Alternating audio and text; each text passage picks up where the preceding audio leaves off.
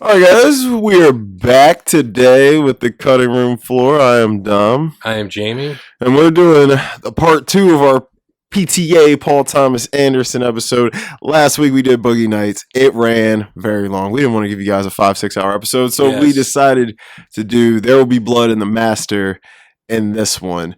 And we're not going to keep you as long with Boogie Nights, even though if you're a Boogie Nights fan, you know you had a good time with that.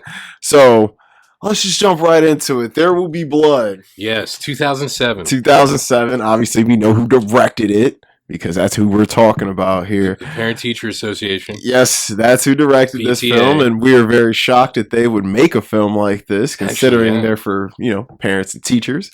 But no, we're just messing around. But Jamie here, I'm about to embarrass some movie fans. Uh-oh. He is just now seeing this film. Yes, yeah, And- that's true.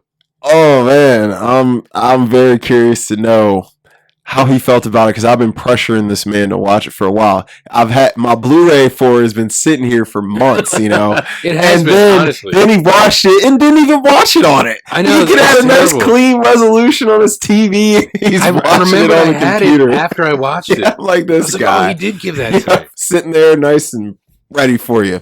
So tell us what you thought about it. Well, I thought, honestly, obviously Daniel Day-Lewis is incredible. Yeah, he's In this film in particular. mm-hmm. But I realized as I processed it with my mind grapes, as Tracy Jordan from 30 Rock would say, that this film, because of when it takes place, like it starts off 1898 to like the Mhm. 1920s, hmm it's almost like an anti-Western. Yeah, it is a little bit Because it is a Western. I thought of his name like Daniel Plainview. Mm-hmm. It sounds like he's Native American, Mm-hmm.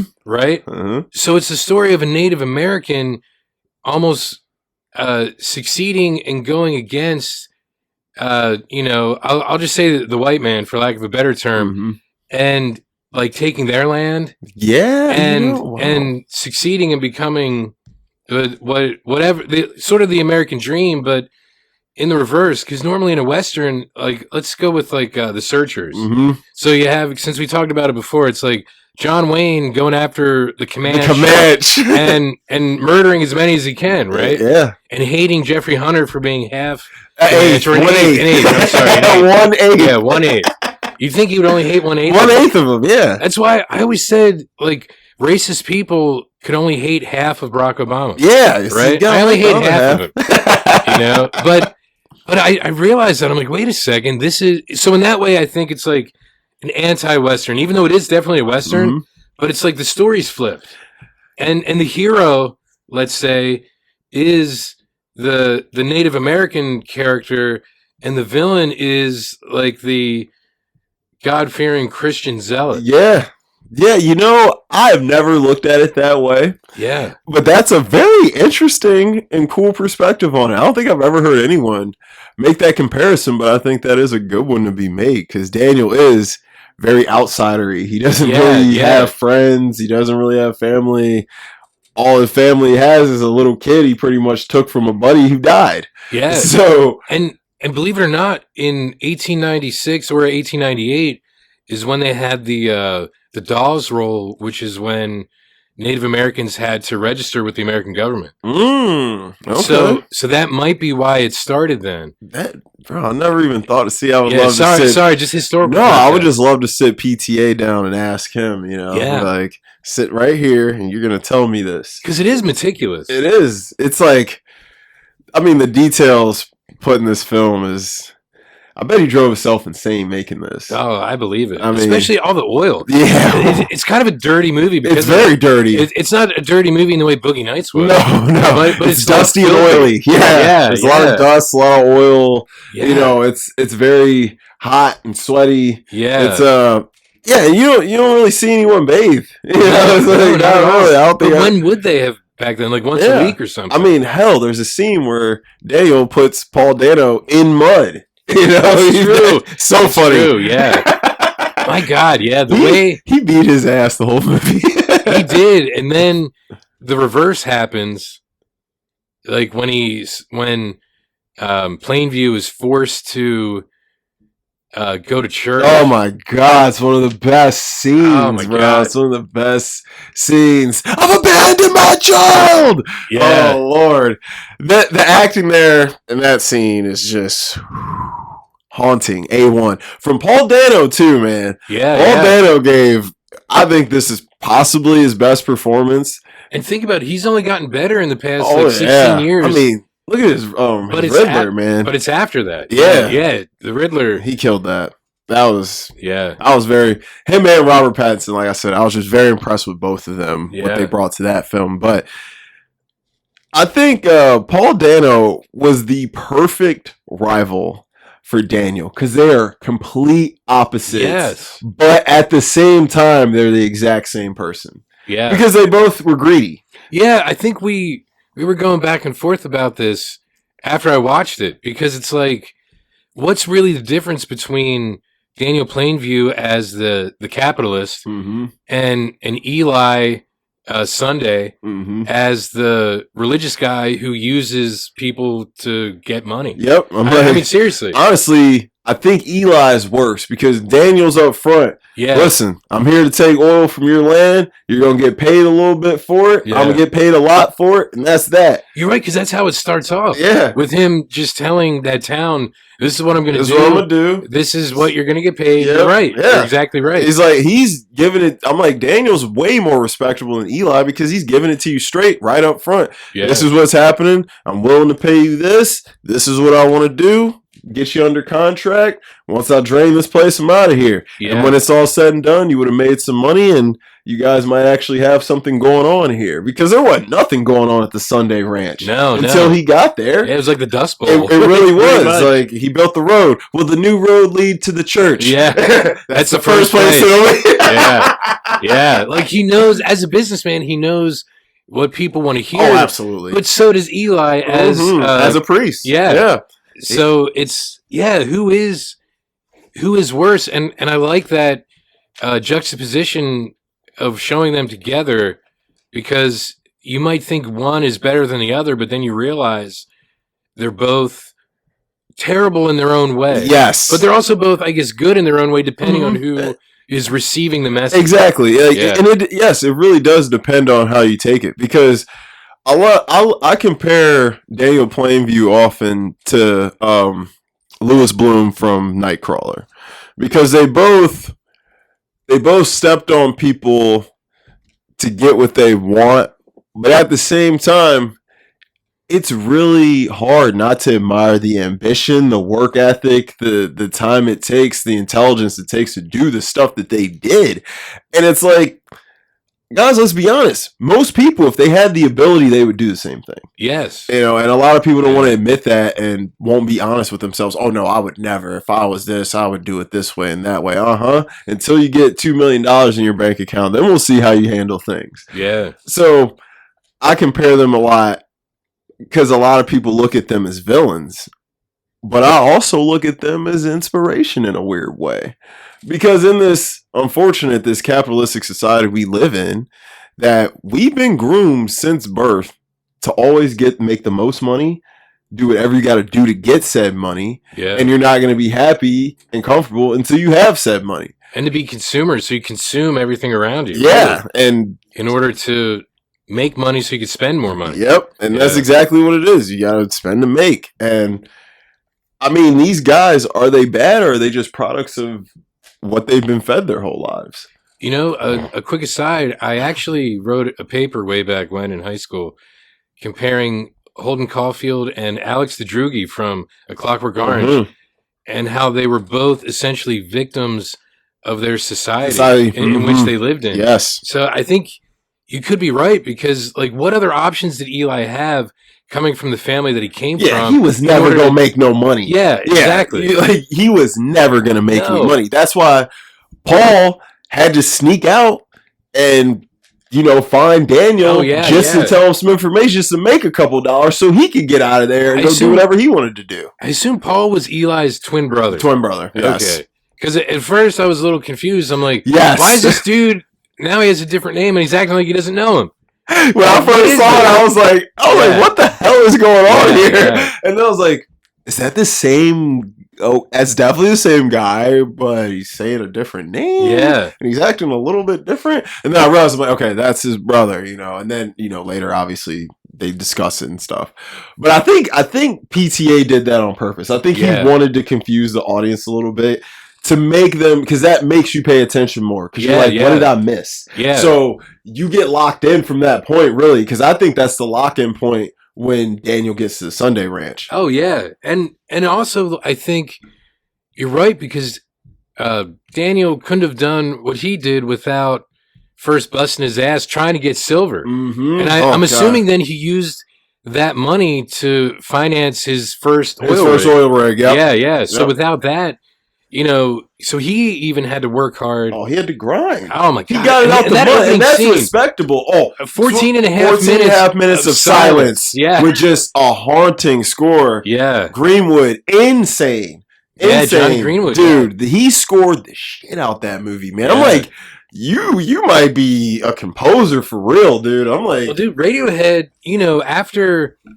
I mean, I love the Bends. Oh my God. But OK Computer. OK Computer, of course. After that, it's like they became like, I want to say like the modern Pink Floyd. They were that band that people just loved everything that they did. Everything they dropped. Dude, the one album they dropped, what was it, 07, The Rainbows or whatever? In Rainbows? In Rainbows? Yeah. Oh, God, that was like the soundtrack to my sophomore year. Dude. Really? Oh my God, yes. Wow. I ran the out of that album, bro. It's incredible. I think the guy on the cover was... a DC villain, the Rainbow Raider. Oh, okay. See, look at that. We're always something weird and new and fun. Yeah. But yeah, Johnny Greenwood's score, 14 minutes. 14 minutes, silence.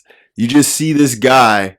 And the way, dude, I don't know how he got that camera I don't know in that hole like that. Amazing. Because it looks like that thing is like 3 feet in diameter. Like you can't dude, he got it in there, but it looks like it's so far away yet so close at the same time. Yeah. That I don't know how he did that shot, but when he's just in there with the pickaxe just mining, you're just like, you're not sure what's happening or what's going on yet, but you're intrigued. You're like, okay, what's gonna happen?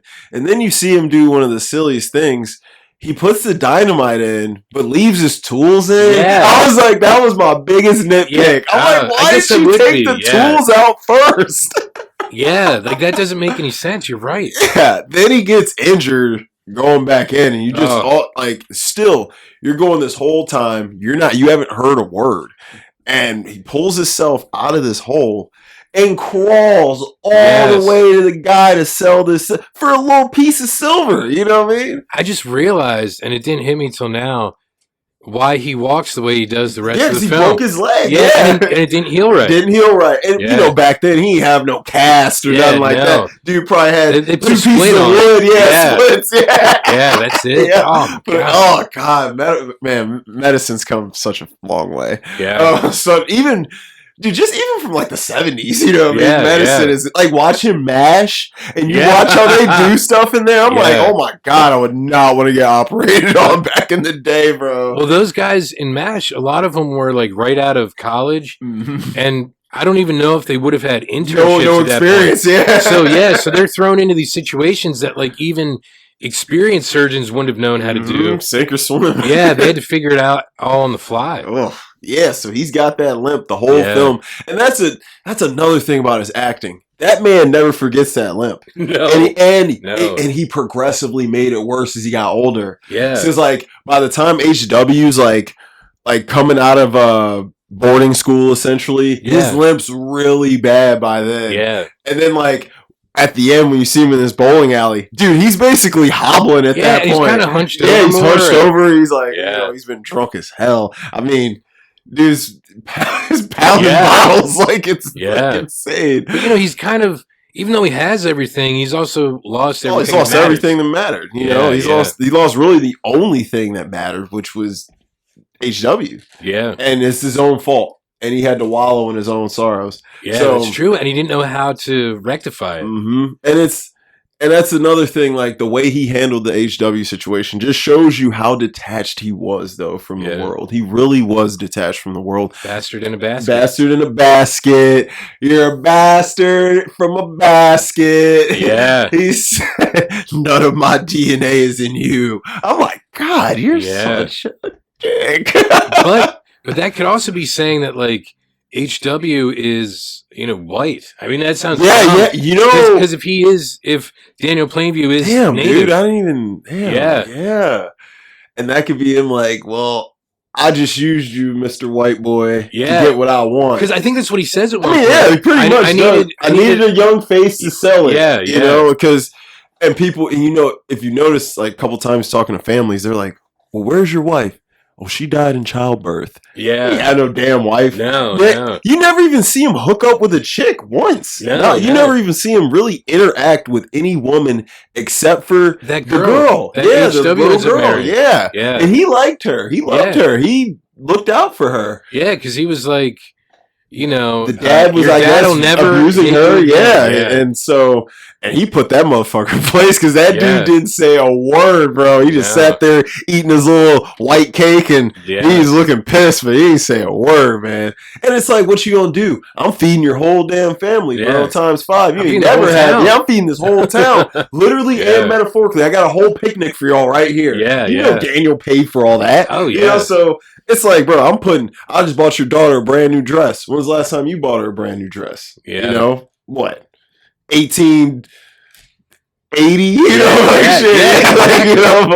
So it's like I'm doing stuff for your family you ain't even doing. So it's like, what you gonna say to me?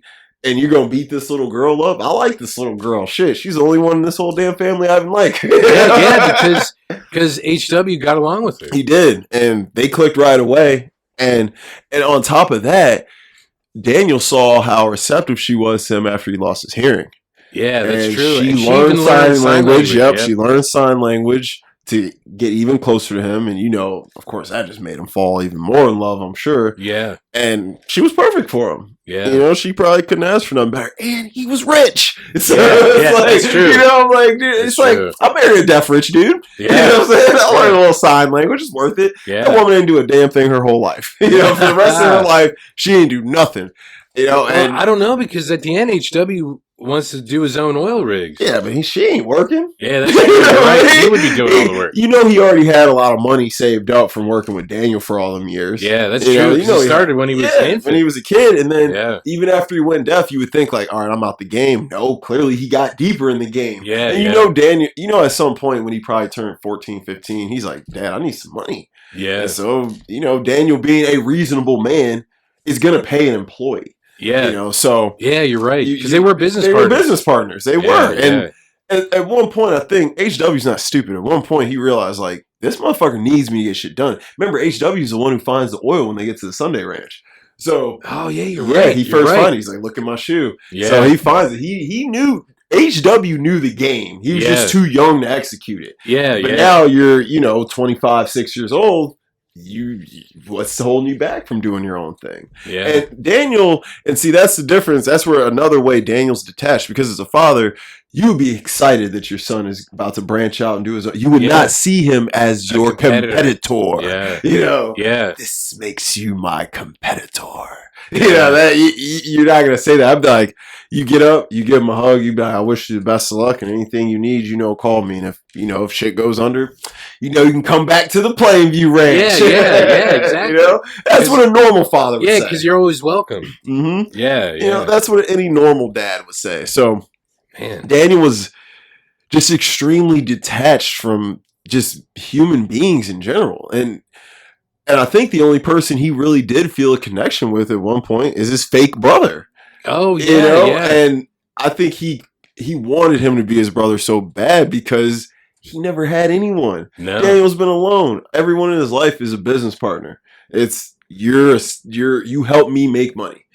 Me and you ain't going out for drinks after work. I'm going to my little hut. Yeah. I'm going to get drunk as hell and fall asleep on the wooden floor, which is what he did. Because for having so much money, he slept on the floor all the time. Yeah. He and I guess and I think that's just the the pure like business side, money making, saving side of him. I think he was like, okay, I'm not gonna. These ranches aren't my permanent homes. I can live in a hut.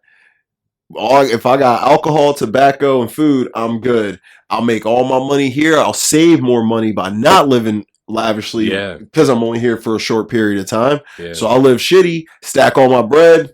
Then look what he buys in the 1920s. You know, his freaking house is insane. He's shooting rifles in his damn hallway. And it's like, bro, you know you're living good when your house is insane enough to where you can shoot guns inside and you have no consequence. Yeah, your own bowling alley. Yeah. You know, and that was a nice bowling alley for 1922. That thing, the nice wooden pins, it was super clean and crisp. Like that thing was insane. He got butler. Yeah. And just to show you how detached Daniel was from women, he doesn't hire a hot young maid. He hires an 85-year-old Alfred type of dude, bro. He does. He's like, Sir Michael Caine could have played that part. You know, he essentially hired Alfred. Yeah. And, you know what? But he probably hired Alfred because Alfred's old school, and he's probably, listen, Alfred, you're getting paid. Anything that happens here, these lips are sealed, right? You know, he's like, yep. You know, a young lady be like, Mr. Plainview is insane. You know what I'm saying? And Alfred's like, bro, look, he's just a drunk old dude shooting guns. Who gives a shit? I'm getting paid, every now and then, bring him a steak, make sure his liquor's filled, keep the place clean. Cool. Simple. Yeah. So, I mean... Yeah, because he seemed like he was the only one working there. He really was. He had to be. That place was silent, empty. Yeah. He had to be the only guy, but it's like, how much butlery do you need for one guy? You know what I'm saying? Who's half the time laying on a wooden floor somewhere, laying on the bowling alley floor. This man loves the floor. I don't think you ever see him sleep in a bed. No, actually, like every time you see him sleeping, it's on a floor. Yeah, because when HW sets fire to where that like hut that they're staying in. Mm-hmm. The other guy's like he was in the bed. Yeah. Oh man, that scene's great. He chases him. Yeah. And see, that's where Daniel, and that's another prime example of how Daniel just wanted his brother to be his brother so badly, because the kid, you've raised this kid basically since birth. Okay, you've raised this kid basically since birth, bro. You fed him the bottle with the alcohol to keep him from crying, and you've known him like 11, 12 years at this point. You trust him. He trusts you. And he lost his hearing. And, so obviously his ability to speak is going away. So what does he do? He gives you the best warning he possibly could. He showed you, he did that for a reason. Why in the hell would this kid who's never done something like this do this now that this guy's here? Dude had the damn journal in his hand. The kid's not stupid. He can read. So he knew.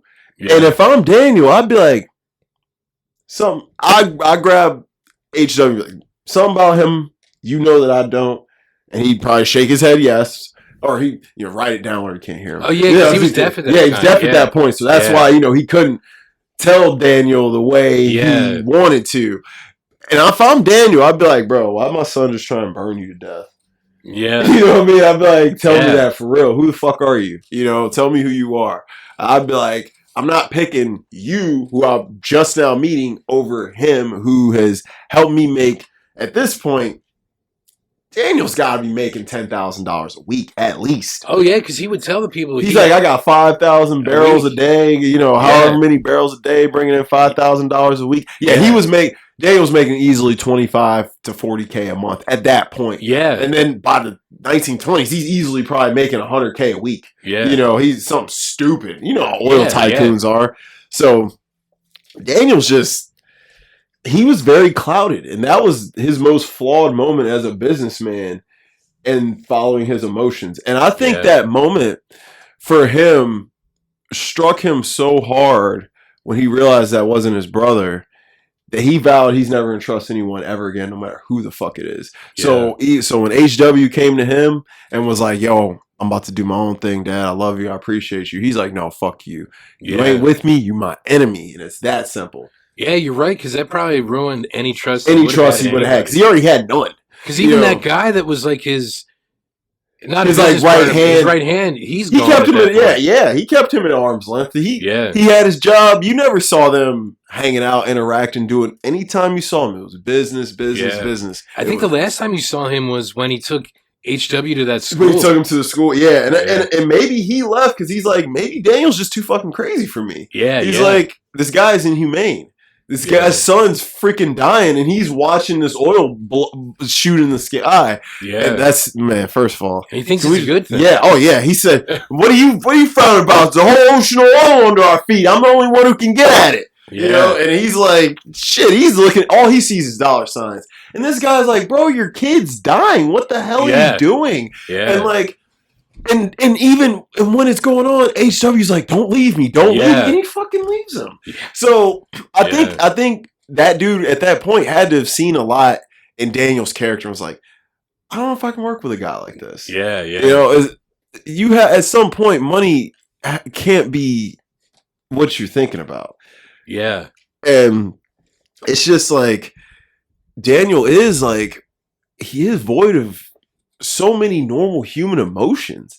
And it's like you ever notice a lot of people who are successful like that, they seem to be like that. Yeah, almost like a serial killer, how like they're devoid of they don't, yes. And it's like their mind can only go on one track. Yeah. Like Daniel's mind only thought about money. Yeah. And that's the only thing he had a real love for.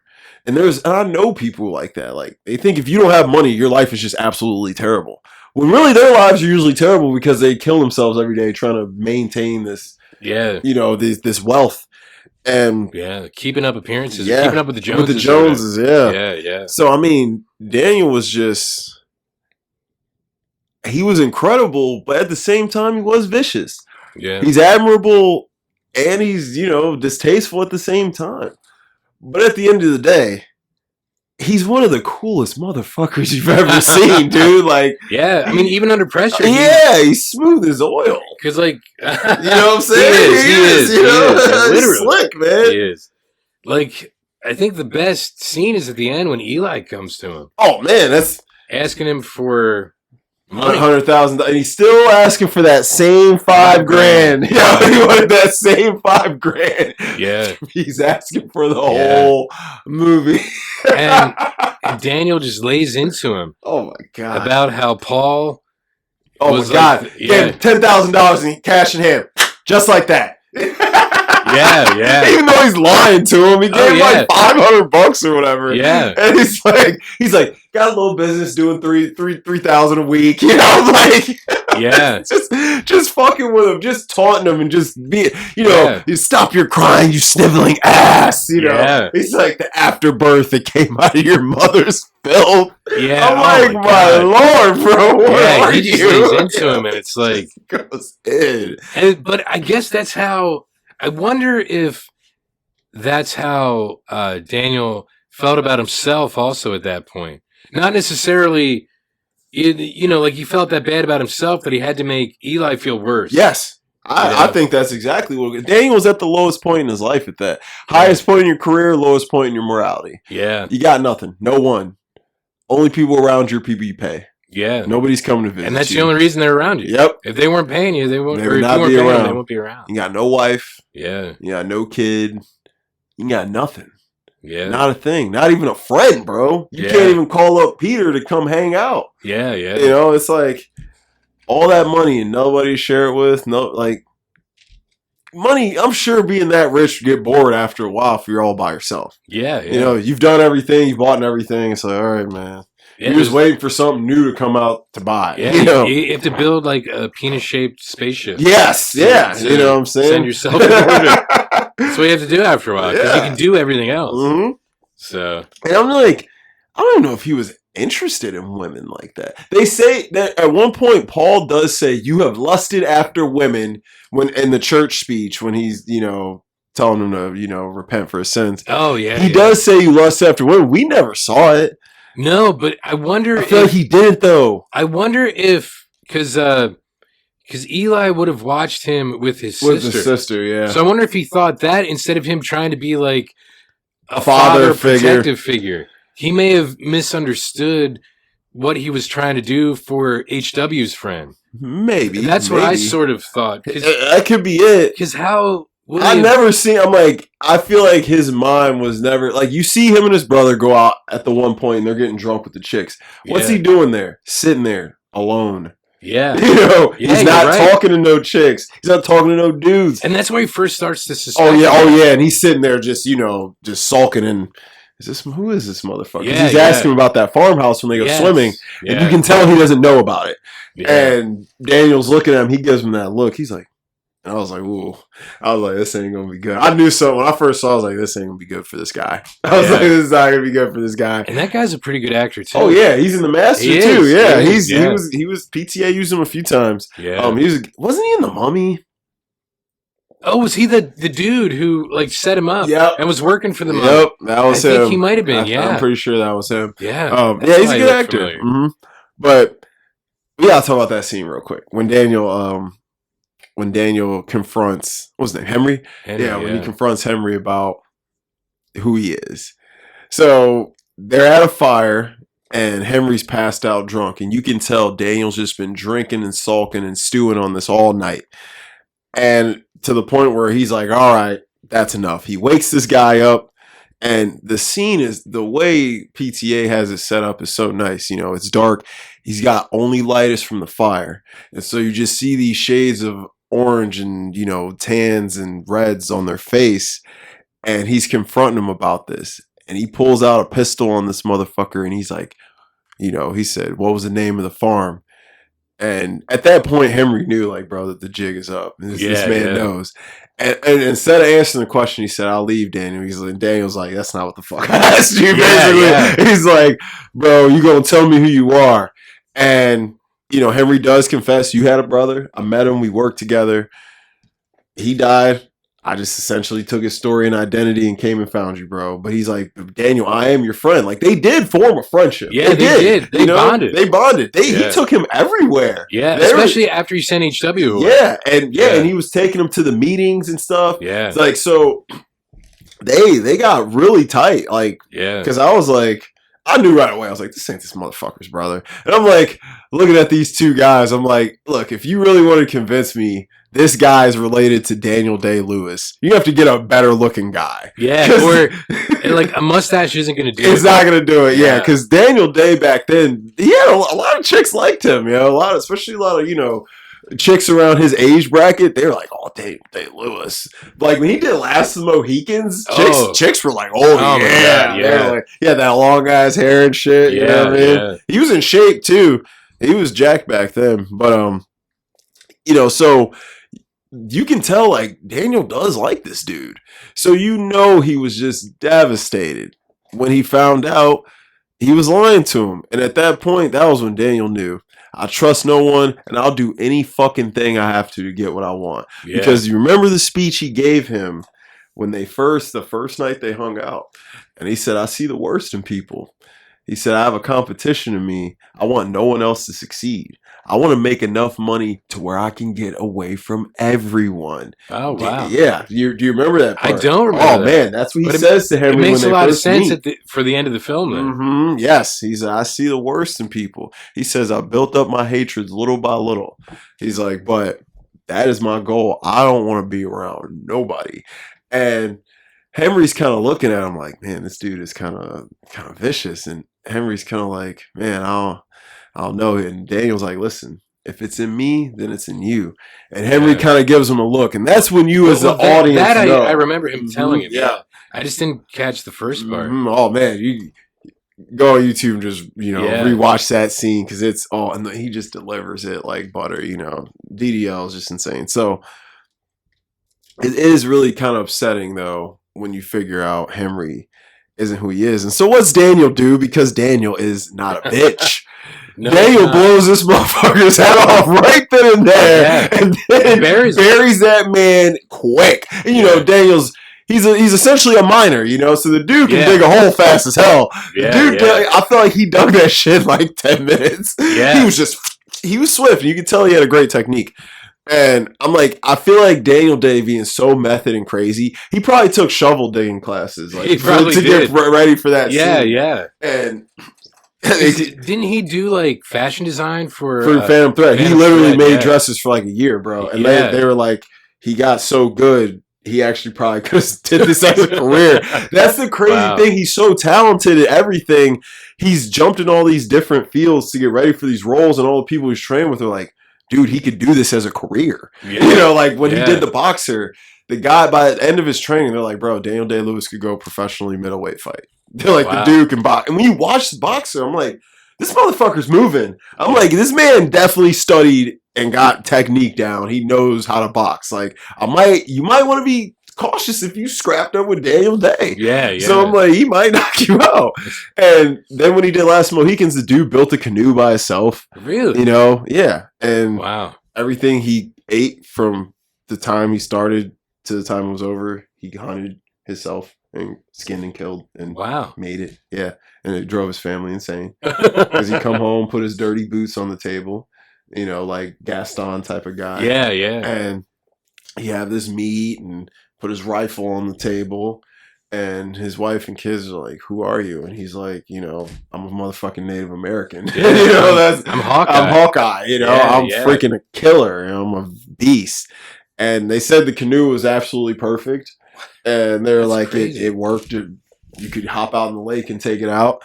And then, you know, because remember he retired and he made Italian shoes for a while. Really? And he was a great shoemaker. Yeah. Oh, my God. And they were like, bro, he made some of the best Italian shoes. And I'm like, is there anything you can't do, bro? Wow. Is there nothing you can't do? I'm like, you can do freaking everything. You learn how to paint with your toes. Who are you, bro? Y'all watch My Left Foot. I know. I still have to watch so good. Bro, I'm telling you, it's the only performance that's topping this one we're talking about. Yeah. Wow. But so we'll talk about the final scene and then we'll get into the questions. Okay.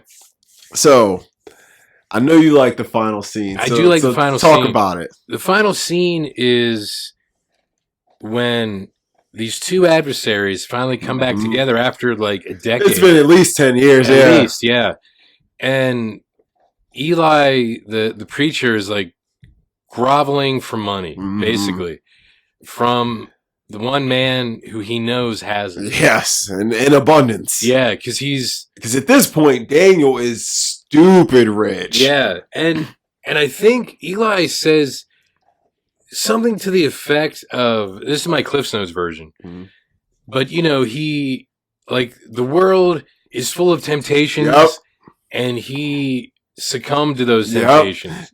God works in these ways, and he works. And I ask, why does he do this? He said, "I've sinned." Yeah, and it's like, and honestly, I'm not gonna say what Daniel makes him say, because that's like my favorite quote from the movie. It's one of the best. We'll save that for the movie quotes. Yeah, But Daniel Plainview makes him essentially, I want to say, like, kind of like emasculate himself by denouncing everything he's put his life into. Yeah, everything he stands for, but only in front of him. Yep. And he makes him do it over and over and over again. And it makes him intensify with each time, too. Stand up. Yeah. Here's your congregation. Yeah. You know? And it's like, oh my God, it is so great. And then he just starts, like, we already talked about how he ridicules him about, like, how he's like just the afterbirth from his mom's filth and all that stuff, and how his brother was smarter, the smarter one, and all that stuff. And then he just, like, starts to, like, throw the bowling pins at him. Doesn't he throw a bowling ball at him? He throws a ball at him, bro. First, he throws a ball, and what's great about that scene, fun fact, so, you know, Daniel Day is completely authentic and method. So it was a real bowling ball. It was a real bowling ball. He did not tell Paul Dano he was going to do that. Oh, my God. Yeah. So when you see Paul Dano, he's looking terrified. That's not acting. This motherfucker was scared as hell. I believe Paul Dano was like, bro, I had no idea. PTA knew, and he was like, don't tell him. He was like, just let it ride. He wanted the natural reaction. Yes, he did. And so, he he was throwing them balls hard too. Yeah, he They were was. like, he almost hit him, bro. Yeah. And like, if you look at Paul Dano's face, bro, that's real terror. I was Is he- surprised the floor stayed Yo, intact. for real, to he be was honest. boom. Yo, he ran up on that dude. He was Yeah. because he was like about to jump over the thing. Yeah, He was yeah. back, man.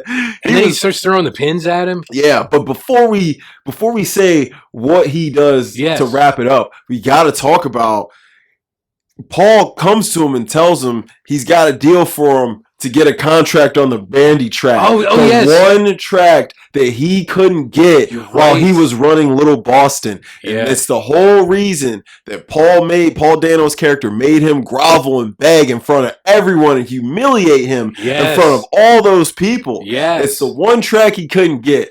And then he tells him it's his. He embarrasses him, even though it's just in front of them two. Yeah. And then tells him those fields have been had.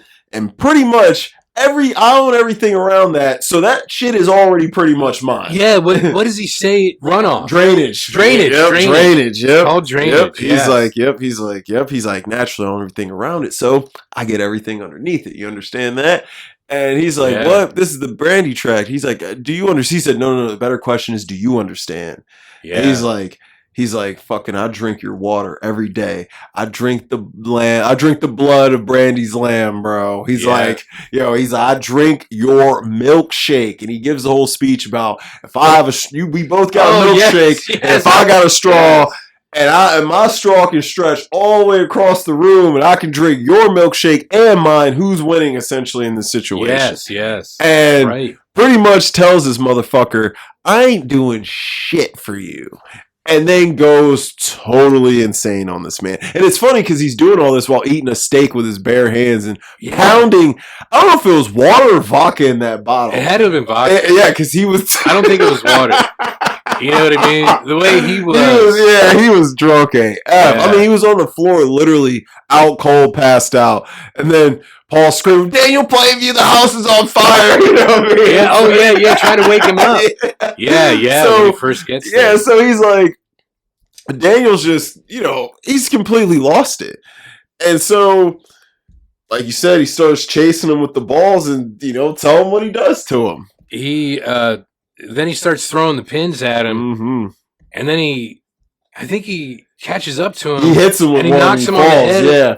With a pin, and he falls down and he just starts to beat the hell out of him with the pin. Beat him to death. Yeah. Like, you see the pin, you don't see him hitting him, but you see the pin in his hand as he brings it up each time he swings it. And you just see the thickness of blood increase every time he knocks it down. And then they kind of pan back and you see like Eli's head Mm-hmm. or what's left of it.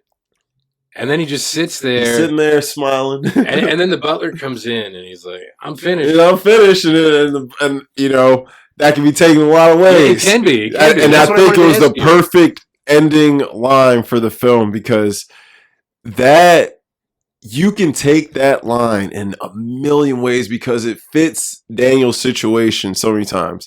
But who's Because- going to miss Eli at the same time? No one's gonna miss Eli. Because you said his butler might be like his cleanup guy, like Yeah. the wolf in Pulp Yep, the Fiction. wolf. Yep, Yeah. the butler's definitely the cleanup guy. He's like, hey, Jeeves, Yeah. slides $2,000 in his lapel. Yeah.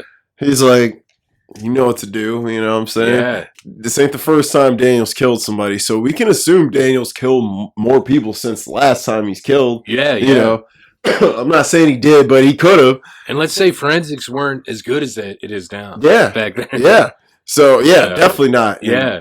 Police work, detective work, everything. Yeah. Everything. It was a lot easier to get away with stuff back then. So who's missing Daniel or who's missing Eli? No yeah. one. No one's missing Eli. And he probably didn't tell anyone where he was going. No, because he Because he's doesn't want embarrassed. people to know. Yep, Yeah. he ain't telling nobody Yeah. where he's going. So Eli just up and disappeared one day. And that's Yeah. what the people were going to think. The church. And he looks little just like Boston. this other dude, Paul. Yeah, he looks just like Paul. And so I'm finished. It can go in, hey, you made a mistake. I'm finished with dinner. It can go, hey, I've done everything I've wanted to do. I've killed the one enemy I had left. Yeah. I'm finished. I'm out the game. The I'm one done. guy that embarrassed him. Yep, the one guy that embarrassed me. I did it. I Yeah, got him yeah. back. He's done. I'm finished. I'm finished with this life I'm living. I hate what I've become. I hate myself. This is insane. Unfinished could go in 1,000 different ways in this movie. If the cops come, I'm finished. Yes, I'm finished. Yeah. If they come or not, he's rich. Yeah, that's true. That's true. I'd be like, hey, Alfred, he broke in, right? He started threatening me for money, right? Yeah. Self-defense. And Alfred's going to be like, absolutely. And in a way, slide Alfred another 10 grand. It kind of was self-defense, even no matter how you look at it, because he was defending his own honor that had been tainted, 10 years before, yeah, at the church. Mm-hmm. Yeah, and cops may not see it that way, but we do. Yeah. But pride-wise, yeah. So that movie's ending, and when it came out, a lot of film critics they were like, "This is one of the best movies." But we don't know about the ending. But now it's been out for a little bit. Now people see the genius in the ending. Yeah, and because it is ambiguous in that way. It's how you interpret how he means what he says and why he says it. It's a great ending, and it's just an all-time film, one of the best of all time, easily.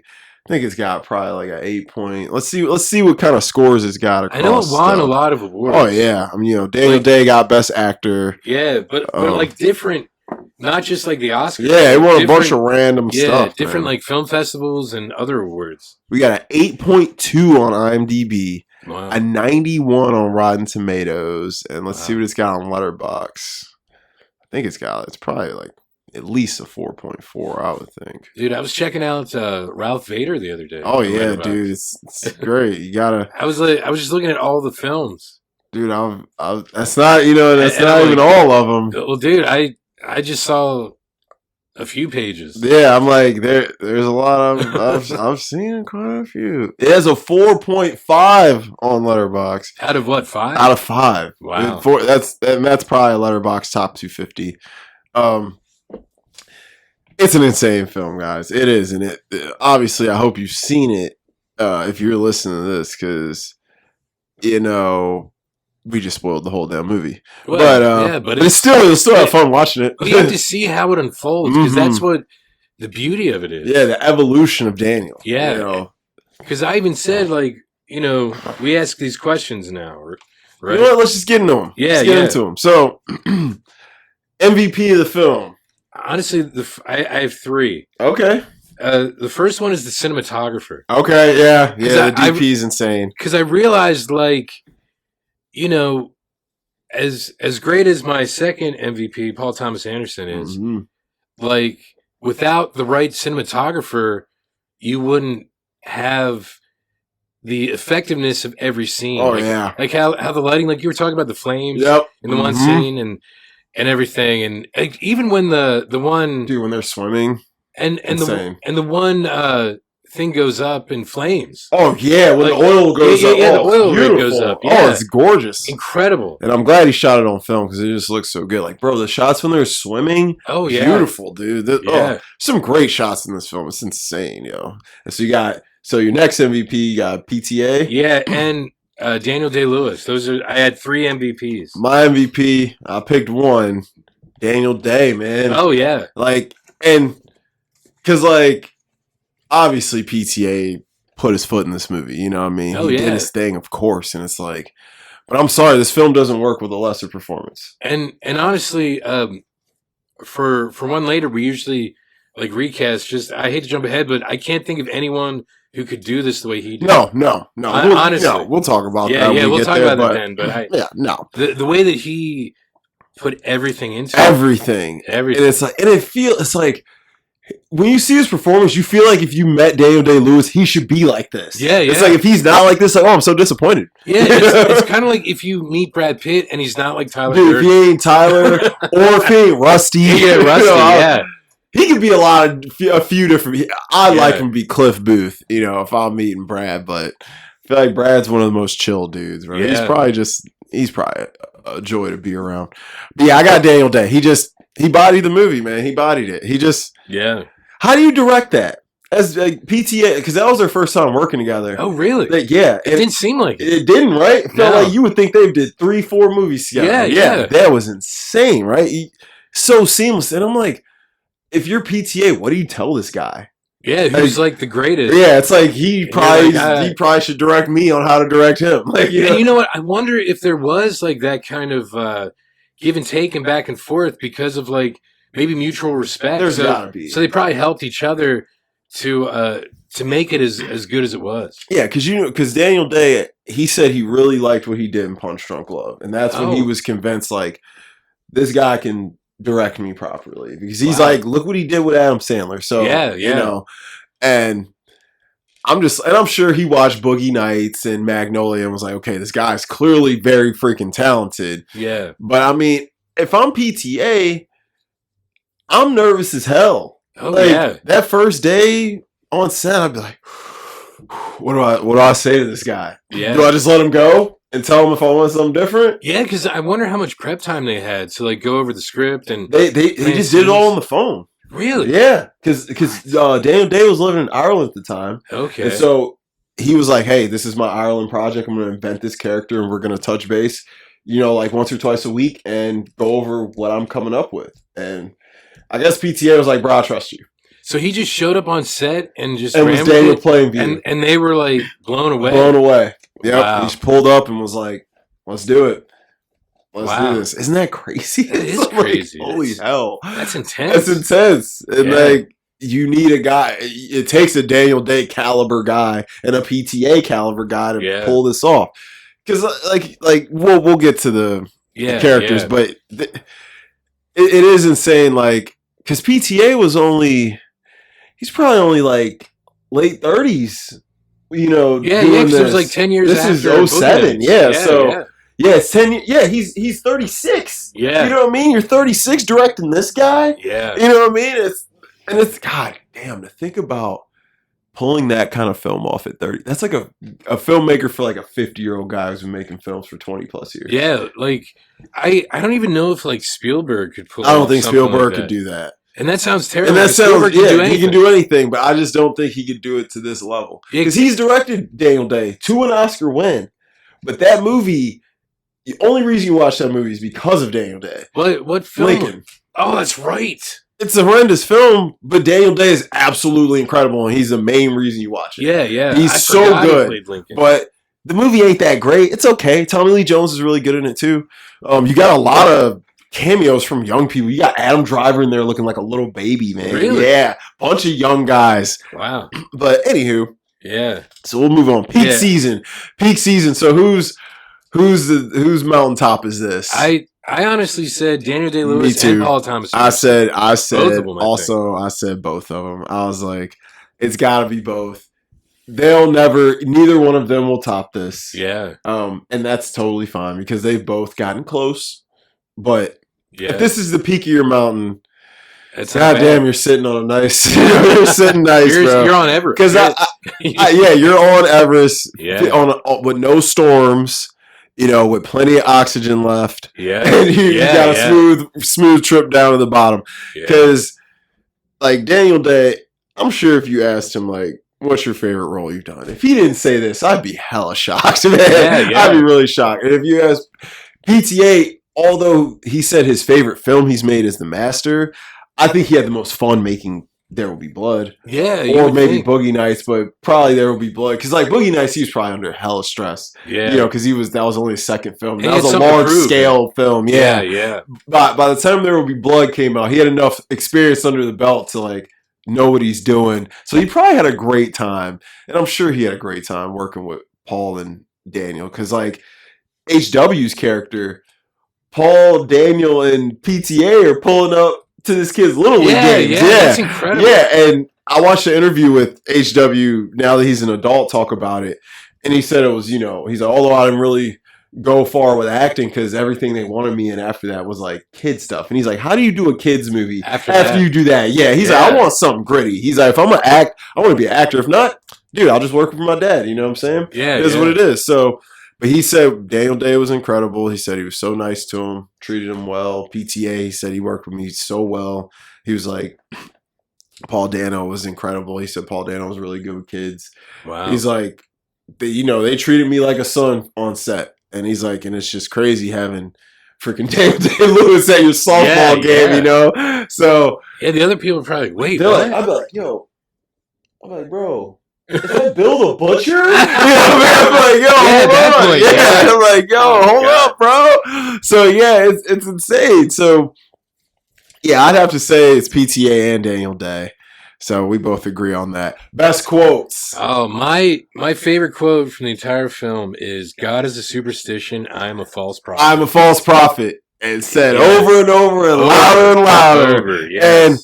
And what's great about that quote is it just shows you how religion's a scapegoat for a lot of people. Yeah. Because this man had zero issues doing that. He didn't put up much of a fight. And you notice because of what you said earlier, like Daniel Plainview was honest with people about what he was doing, how he was going to do it, and how they were going to profit from it. Yep. So he wasn't a false prophet. He wasn't. He actually fulfilled.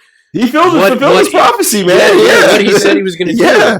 Whereas Eli, it's all, this may or may not happen. Mm-hmm. I always think of, did you ever see Poltergeist 2? I never saw a second one. Okay, so in Poltergeist 2, there's like this ghost or like whatever of this doomsday preacher from probably like 100 or so years before. And, it's one of those things where all these people got sealed into a thing because they thought it was doomsday. Mm-hmm. And there's so many like doomsday preachers, I guess, over time that obviously they're wrong. We're still here. And now we're talking about it. Yep. And that's what it sort of reminds me of, those kind of like TV preachers who like use people just for money. Yeah. You see them, get the collection plate going. Yeah. Trusting God to provide for you, but I have to trust you to provide for me. Yep. Crazy. Yeah. Yeah. And it's like, what? Mm-hmm. And that kind of hypocrisy, I think, is what Eli represents. Yes, absolutely. Yeah. Absolutely. So it's a great quote that she pulled out, I had that one too, so I won't go over it. I had a few. Did you have any more? No, just that one, because that's the one that, like, I think sums everything up. Yeah, yeah. Mm-hmm. Because Daniel and Eli say it. Because Daniel tells him to say it, then Eli says it. So because Daniel knows it. Yeah. And he's known it the whole time. Yeah. And Daniel's like, bro, I know. Daniel saw right through him from the jump. Yeah. He's like, bro, all you're interested in is money. That's why you're coming to me trying to up the deal I'm giving you. That's why you're coming to me asking me for a $5,000 signing bonus. You are a profiteer just like I am, bro. He's like, hell. He's like, you just do it hiding behind your wall of religion where I'm just straight up, know, but we're the same guy. So my quotes, I got the one I spoke of earlier. I see the worst in people. I have a competition in me. I want no one else to succeed. And then, of course, I've abandoned my child. Oh, yeah. I've abandoned my boy. Yeah. Oh, man.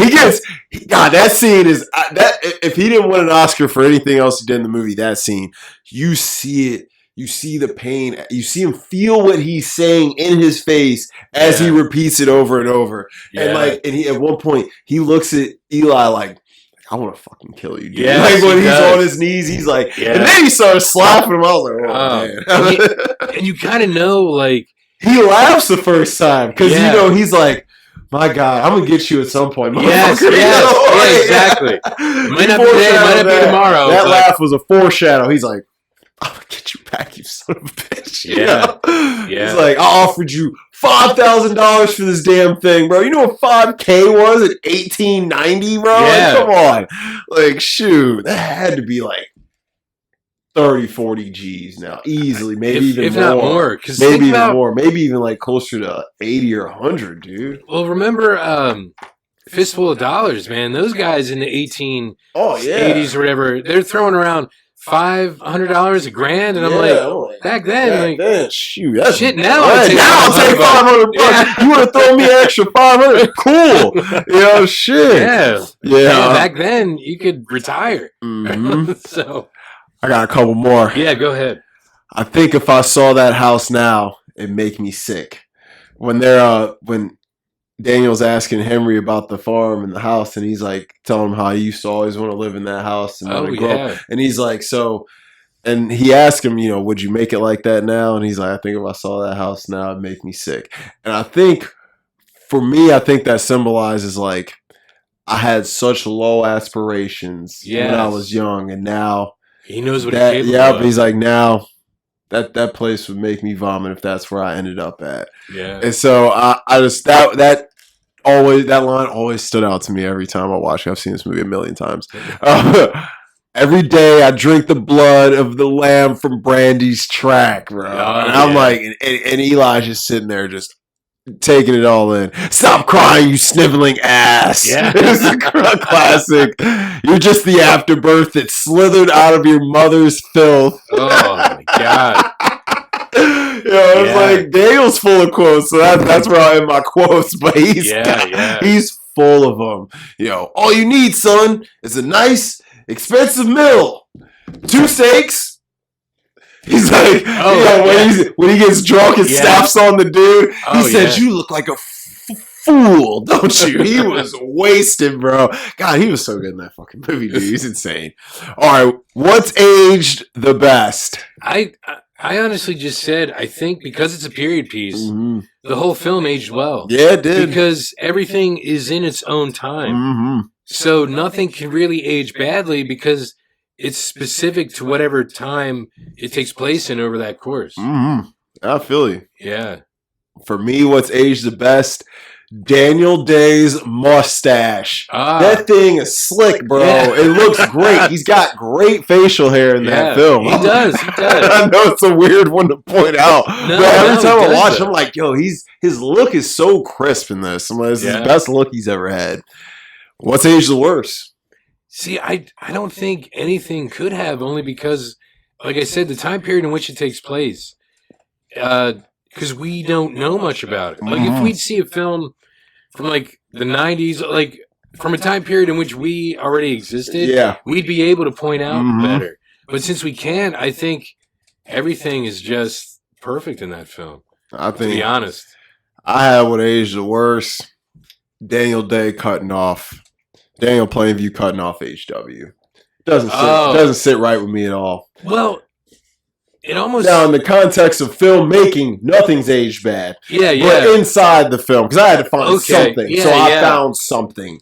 And that just always makes me sad when he cuts him off. I love the scene, but I hate the scene. But I think it's another thing where he's just trying to make someone feel as bad as he feels. Because he doesn't know how to properly handle his emotions. Yep. He has no outlets. Yeah, so all he can do is make other people miserable. Yep. And I'm like, he's like, I want to hurt you like you hurt me. Yeah, exactly. Because you're hurting me right now. Yeah, but see, HW didn't know he was hurting him. He didn't. So if there would have been better communication, I think it would have ended differently. Yeah. But, so I don't know if that aged badly or if there should have been more context to it. There should have been. Yeah. But I just still hate watching it. Yeah. Especially when... He's like bastard from a bastard. Yeah, like that, and then when he's like, "Say it, no, I want to hear a little flapping puppet." You say it to him. I'm like, God, why you gotta talk to him like that, dude? You make a deaf guy speak. Yeah, and he's deaf because of your fucking contraption. Yeah. You caused. You let him play on a damn oil derrick. Like, who lets a 11, 12-year-old kid play on an oil derrick? And that scene is shot very well. When it happens, and then, when he's the long sweeping shot when he's carrying HW back to the freaking cabin is so good, bro. Oh man. Anywho, so best characters. It's pretty obvious, right? Yeah. I mean, we've been talking about Daniel Plainview the whole time. I think he's the best and the worst, probably for what we were just talking about. Yeah, because what he ends up doing to people in order to maintain his status that he set for himself. Yep. And obviously Eli would be probably the worst character because of what he represents. He represents, I think, more greed and selfishness than even Daniel does. I think so too. Yeah. And deceit. Yes, I had best characters. I had Daniel and HW. Oh yeah. I thought HW was great. Well, HW is like the best of Daniel. Yeah, he's the good parts of Daniel in a different being. It's kind of like how Dick Grayson is like the best of Batman. Yeah. Yes. That's a good example. Yes. Worst characters, Eli Sunday and Henry. Oh, the brother. Henry. Yeah. Oh, yeah, because he was trying to manipulate and use him just for his own selfish game. Yeah. And in a terrible way, because you're trying to lie to this dude, make him think you're our family. Like, come on. Yeah. Because I feel like if Henry would have came to him like, listen, bro, I got something you might be interested in. I know a guy who says he's your brother, and here's his diary. Read it, you know. Yeah, yeah. Hey, while I'm here, you think you got any work for me? You know, I'm a good worker. Your brother would have vouched for me, you know. And Daniel probably would have threw him a bone and at least gave him a job. And who knows? They probably could have became friends. And because he'd be like, you know, this is probably the last living link to my brother. Yeah, yeah. So maybe I will. Obviously, he's not going to treat you as good as he would a blood brother, but you may have been able to get into a circle at least. Yeah. So I think there was a few stories made into films. One, I think it was a French movie, The Return of Martin Guerre. I think Gerard Depardieu was in it like 30 years ago. okay. And it's about a guy returning like from something. I don't know if it was a war, but he pretends to be somebody else because nobody remembers what the dude looked like. Oh wow. And there was a Richard Gere and Jodie Foster movie. Oh, I love Jodie. And I don't remember what the name of it was, but it was the same basic story. Okay. I think he was pretending to be someone that he wasn't because they couldn't remember because it had been so long since the guy left. Maybe that was like a Civil War movie or something. Okay. My man, Richie G. Yeah. And Civil War soldiers used to buy photographs of soldiers who looked almost like them Mm-hmm. because they couldn't afford the actual Yeah, photographs. smart. Yeah, I was like, so- he kind of look like me. Yeah. So a lot of He's black. yeah, I mean- he's white. Uh. Oh man, that's funny. So recast. Who you got? You know, I'm honestly, I just wrote down one thing. How can it be done? Just because, like, That's an all-time performance. yeah, because you have to start with Daniel Plainview, Yep. and I can't think of any. Well, plus Daniel Day-Lewis is still alive and around, Yeah. but like, who right now is good enough to be able to pull off that kind of intensity and commitment to that performance? Like when we were texting about it, I told you the only person I even have that could even possibly come close is Gary Oldman. Yeah, That's and the only, and he's a little too old to play it now. Yeah, now. So, but back then, say PTA couldn't get Daniel Day, Yeah, he would have been. Gio would have been the guy for Yeah. sure. He would have been the right age and everything. So, Yeah, that's the only other person I can think of. There is not He's one right. actor right now. he's the only guy who would be as committed. Yeah, like because I was thinking Josh Brolin could bring a lot to this character, Yeah. but not as much as Daniel Day. Yeah, I just don't think Josh Brolin has the intensity Daniel Day has. yeah. But he's a great actor, and I do love him, and I think he could have the look and the vibe down. But He would have the look, mm-hmm. definitely, and he might seem intense, but how would he do like with the emotional stuff? yes, Like that's the because Josh Brolin's an A-tier talent actor, but Daniel Day's in a class of his own. yeah, So it's like Daniel Day's sitting up there with like maybe one or two other people, yeah, whereas Josh Brolin's in a pool with a lot of talented guys. He can pull off some stuff, but yeah. when you see people in that next step up do something, it's hard to unsee it. Yeah. So I felt like it was almost hard. It's almost disrespectful to even think about recasting him. But I Yeah. said I could only cast him time appropriate 2007 Gary Oldman. Yeah. For Eli, I think I got a good one. Okay. Tobey Maguire. You know what? Tobey Maguire would be great. I think he could pull Even it like off. right now. Yes, even right now. Yeah, Watch yeah. him in Babylon, Damien Chazelle's Yeah. Chazelle's newest movie. You see exactly what I mean, bro. Well, I'm thinking of him even from like Brothers. Wonder Boys, The Cider House Rules, Mm-hmm. and like even Pleasantville. Pleasantville was around. That was maybe like a 3-year period for those 3 films, and yeah, like pre-Spider-Man. Yeah, Tobey. pre-Spider-Man. Toby Like, would have been good. He would have been great because he had all the independent film experience. Yep, I'm like he can get gritty. He Yeah, can get yeah. gritty. I'm like, and I like his look for that. He has that plain kind of wholesome country boy, American boy look Yeah, to him. You know, And even Andrew Garfield says in No Way Home, "Do you always dress like a hip youth pastor?" yeah, Right? he does. Yeah, Yeah. and you know, Andrew Garfield could play him. Actually, yeah. He could play him. Look, Andrew Garfield, I He think can play anything. That's what I Yeah. was literally. He's great, man. Yeah. He could play him. Do you have anybody for Eli? You know what? I didn't even want to think about it because I know Paul Dano now could do just as good. He as could, did yeah. back then. He still looks the freaking same Yeah. too. He's barely aged. And you mentioned it earlier as great as he was as the Riddler, if he put that into Eli, Oh man, he'd yeah, be really giving Daniel Day yeah, a run, not a big run, but a run. For his Yeah, money, yeah. You know what I mean? You know, he'd be like, okay, this kid's going at it with me. yeah, like a more mature Paul Dano, Mm-hmm. because his look hasn't really Yeah, changed. that's what I'm saying. Pretty much looks the same. You know Yeah, what I mean? yeah, All right, so nitpicks. I only got one, and we talked about it earlier. yeah. Why does he leave the tools in the hole when Yeah. he blows it up? I just don't get that. I Yeah. never got that. I'm like, every time I watch this, I'm like, bro, why do you leave the tools in the hole, bro? That might actually be the only nitpick I would have to say too, because everything else It's happens perfection. and has a purpose. It's perfection. For the No film. scene is out of place. No, There's not one frame you can cut. Everything is in its place. yeah, Like, when he was trimming that movie down, he probably felt like, how can I even trim it to what I trimmed it to? yeah, You know, he probably, PTA, if you ask him, he's like, There Will Be Blood should be 3.5 hours. If you yeah. ask him. And I'd watch it. And I all. watch it all. Yeah. Hell yeah. That's what I'm like. So, getting it to 250 was probably hard. Yeah, You know, and I'm sure there's some scenes Daniel Day murdered we never even got to see. yeah, You know, so I got no nitpicks there. Yeah. So let's grade it.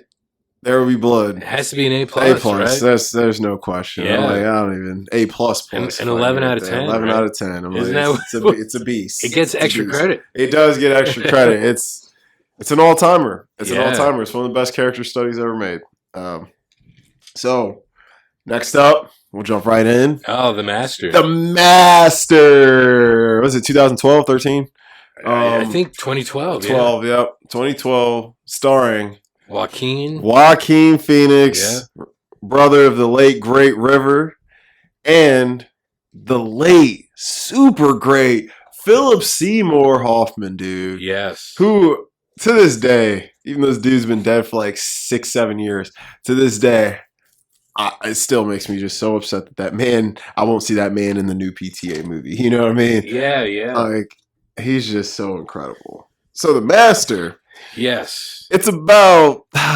You really love this movie. I love right? this movie, guys. Yeah. I do love The Master. I was blown away when I first saw it, and every time I watch it, I'm blown away. And it's something about it. It has a charm to it that Yeah. other PTA films don't. And it's not that other PTA films don't have a charm. This one just has a different charm. And it has for a film as grand as it is, it's a very intimate film. And Yeah. very close knit.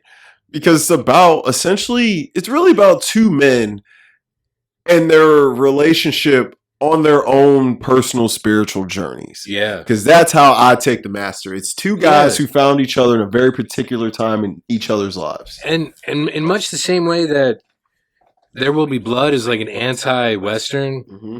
this film is almost like an anti-war film. Uh-huh. And I don't mean like it's against war, but it shows Shows the dark sides and the aftermath. the PTSD Mhm. from, because Joaquin Phoenix's character, he's he was in the Navy in World War Yep. II, and apparently even his life before that was fucked It was up. fucked. Yeah, he was fucked from the jump. So not only does he have like PTSD from his family life before that, but from being in the Navy, and he's just really messed up He's when messed they up, meet. man. He is so messed up. Yeah, But he's so messed up. But God, there's such a charm to this character and this performance. there You is, gotta yeah. love Freddie. I love Yeah. Freddie. I did. I love Yeah. Freddie and Lancaster, honestly. I Yeah. love both of them. I love them as a pair, and I like them on their own too. Yeah. Even though they both represented and stood for very different things, and I don't necessarily know I agree with either of them. Yeah. But I think that's why they admired each other, though, because Oh, yeah. I think they both liked what each one stood for, Yep. but they knew that they they couldn't didn't possess. themselves. Mhm. And that's why I don't think it's like a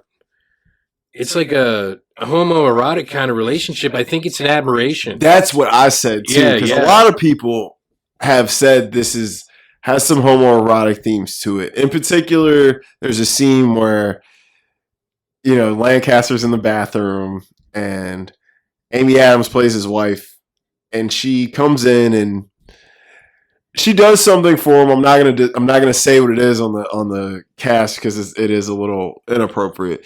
But she does a sexual favor for him, and she has a discussion with him while she's doing it, and it's essentially telling him, "Stop lusting over this man." Oh, is that really what she said? That's how I took it. Okay. Because when we're done here, YouTube that scene and listen carefully to what she says while she's doing it. Which you never see them two ever do anything, that crosses the line would make me think they were gay. But yeah, there is the scene when Freddie gets out of jail when they wrestle in the grass. Oh, yeah. A lot of people were like, "Whoa, I'd only do that with a guy I was interested in." And I'm like, bro, you ain't never wrestled with your boy? Yeah, back then, this is the 1950s. Yeah, dude, that's like, that was normal. That male testosterone. Yeah, bro, I'm gonna get you, So I never saw it like that. But so getting into the plot a little bit. So you got Joaquin Phoenix's character. His name's Freddie, and he is a World War II vet. And when you see him, well, first of all, the opening shots of this film are just freaking gorgeous. Yeah, bro. on the beach. Right? Yes. Yeah. I just had to bring that up because if you're a sucker for cinematography and good acting, this is your movie. Okay, because if you don't take anything away from these two films, first thing is acting, second thing is cinematography, and the third thing is the score. Even if the story doesn't resonate with you at all, there's too much to admire about this film to write it off. Because I know this film isn't for everybody, and I know a lot of people had a lot of issues with it because it is a strange film. It's not a typical PTA film, and I love that about it. And I love they experimented a lot with this film, but I do think it works a lot. But Freddie is, when we meet him, he's essentially a photographer at a mall. Yeah. And in a big department store. Yeah. And back then in the 50s, that was huge. Like, that was a big money maker. People got their pictures taken for every little event, and so Freddie, you can tell he's not all the way in the head, right away. He talks very strange. He seems like very unpredictable, loose cannon type of guy that can just snap at any minute. And he's a terrible drunk. And not only is he a terrible drunk, he makes his own liquor. Oh, he does. You're right. Yeah, which is actually quite a big plot point. Because I guess he started that in the Navy. Yeah, and so he was hustling the Navy, making the stuff. And I don't know if you remember how him and Lancaster meet. He goes out and he gets drunk with that Spanish guy. And the Spanish guy gets so drunk, all those people think he poisoned him. Yeah. So he runs and hides on the ship. Yeah, that's right. So there's a cruise ship, a beautiful cruise ship, and he ends up essentially becoming a stowaway on. Yeah. And they find him, but he's got the booze. And Lancaster Dodd, the guy running everything, played by Philip Seymour, he's taken a liking to him and his talent for making alcohol. So he wants more.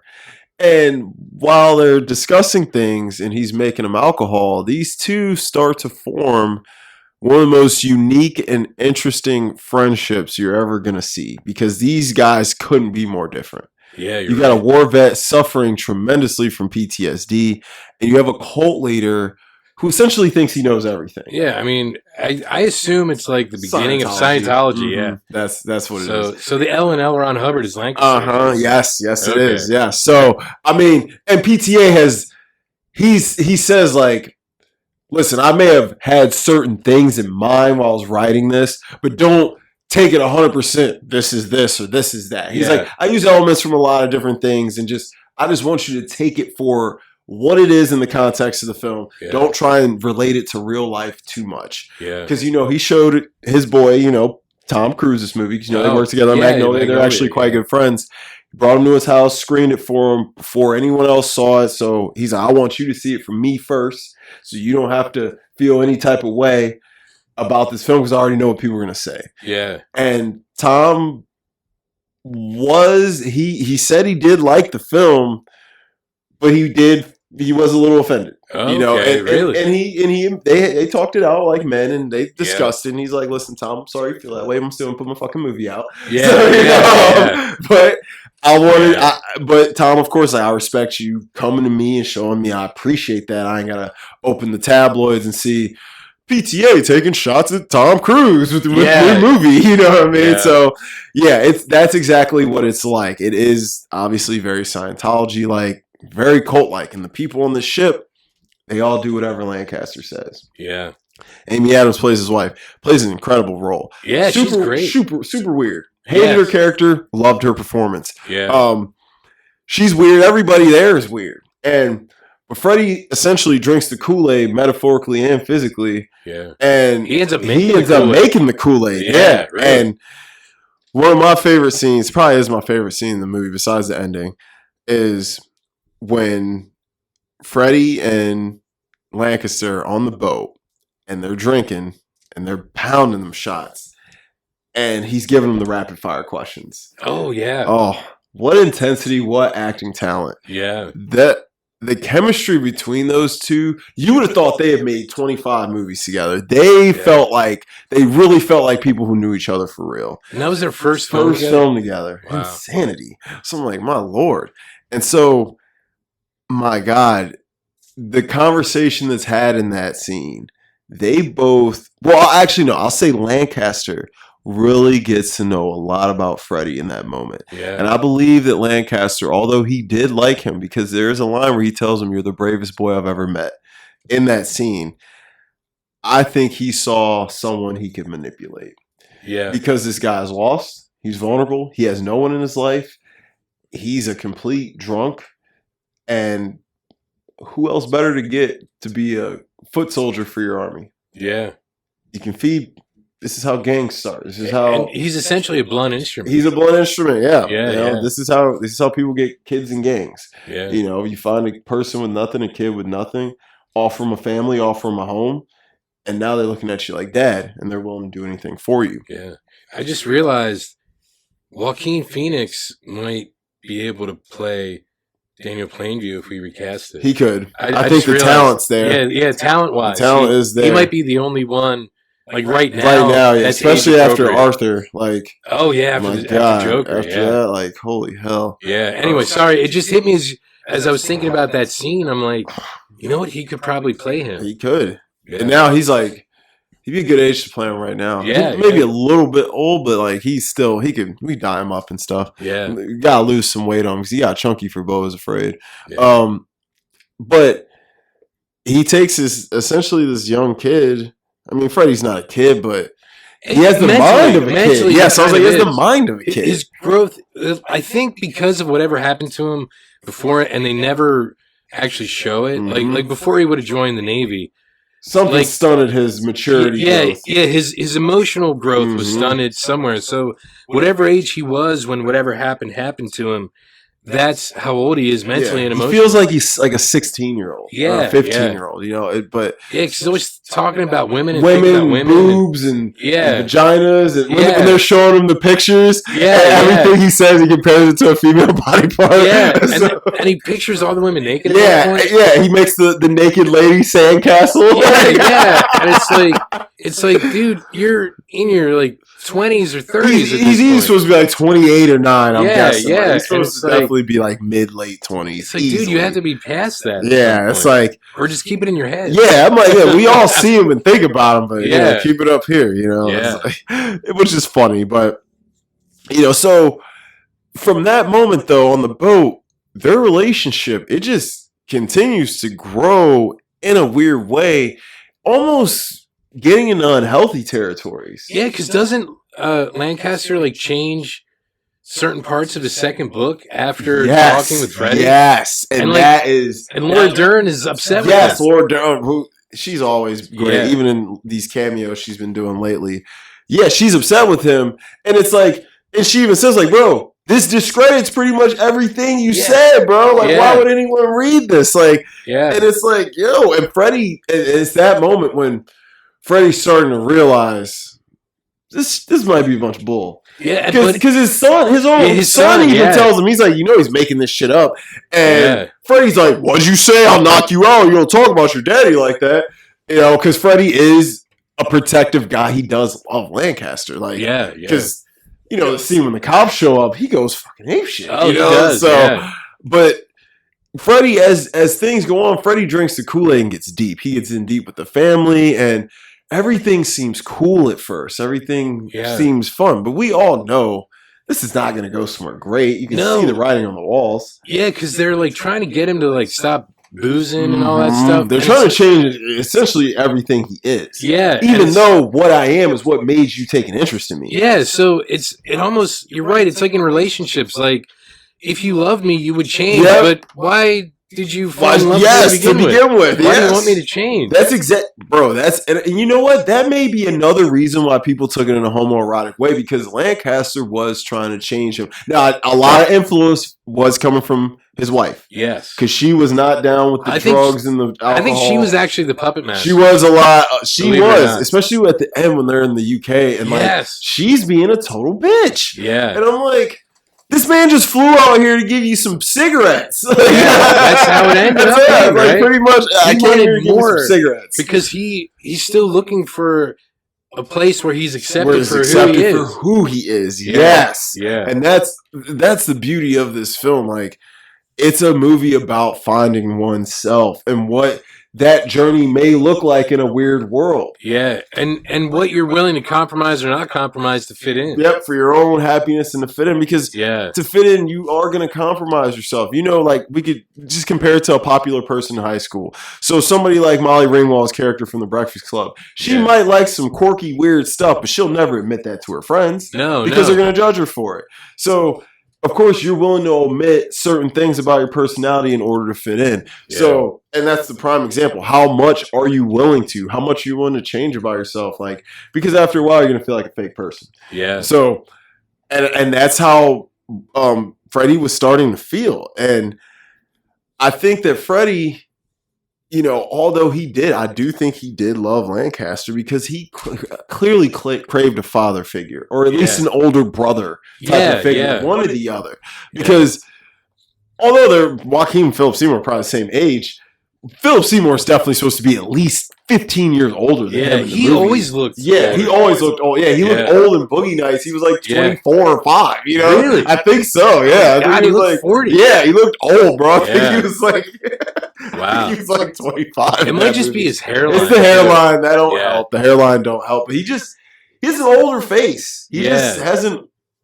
Not elderly, but just a mature look. Kind of weathered. Yeah, weathered, but he's looked like that forever. Like, up until he died, he's looked like that from the 90s all the way up to the 2010s. So, you know, it is what it is. But I think Freddie and Lancaster's relationship, I think a lot of people have had relationships like that in their life. I've had an older friend in my life who we got really close really fast and bonded and clicked, and then over time, I started to realize things about this person that may not be good for me. I've had to eliminate that person from my life for my own well-being. Yeah. Still love and care about that person, but some of the things you do and stand for, I can't be behind, so I got to love you from a distance.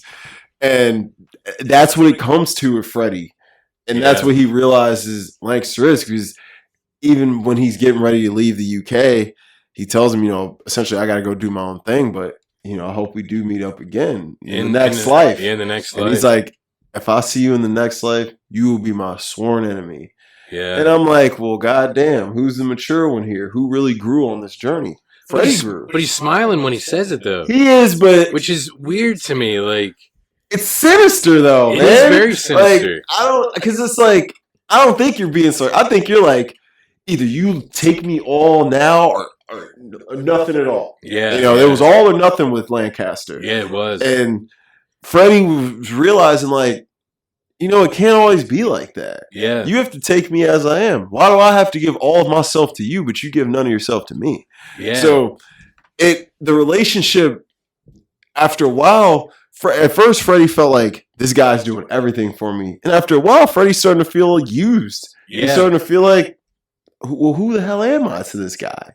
You know, am I just another puppet, another foot soldier for you? Because even though Lancaster doesn't tell Freddie and Rami Malek's character to go and beat up the guy who criticized him at the book hearing. Oh, Freddie does it. Yeah, Lancaster knew he would do something. Oh, yeah. So I didn't have to tell him. He's like, but because I didn't tell him, now I can reprimand him and still maintain control. Yeah. So it was all. He knew who Freddie was. He knew who Freddie was. He knew Freddie would snap. He knew he would do it. And I love that scene. They're like, we got some for. He's like, it's 2:00 in the morning. Yeah.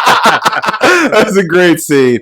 And I love that. I love the scene where he's criticizing because Philip Seymour is dialing it up in that scene with the acting, and when he calls him a pig fuck, I'm like, oh man, that's one of my favorite quotes. Yo, that was one of my favorite. That was one of my favorite. Pig fuck. I was like, yeah. And I'm like, even though I'm technically on this guy's side because what you're saying literally makes no sense. But what he says to the guy. That's actually my favorite quote, so I want to save it. But what he says to him, I want to say to people so many times. Because how many times do people ask you stuff they already know the answer? Yes. He's like, well, yep, why? We'll get we will get that for the quotes. Yes, that's a good. I could feel because I'm like, I've been there. Mm-hmm. You can feel that, yes. Now, is Lancaster, is he sort of the logical evolution of the type of person that Eli was a couple decades before? He might be. You know what I mean? He is. He is. He absolutely is. Yeah. And you know what? I never thought about that. Those two characters are very comparable. They are. That's what I was thinking. They are very comparable. They're essentially the exact same guy, but like you said, he's evolved essentially and mastered this more. Yeah. So and maybe this one's called the Master. Yeah. I mean, they called him the Master anyway. But in the film, but that in the could context be what it is. of what it is. Yeah. Because cults and religion are sort of the same type of thing. Yeah. Because you wouldn't have a cult if you wouldn't have a religion. And I think religion is different from spirituality, just to throw that out there.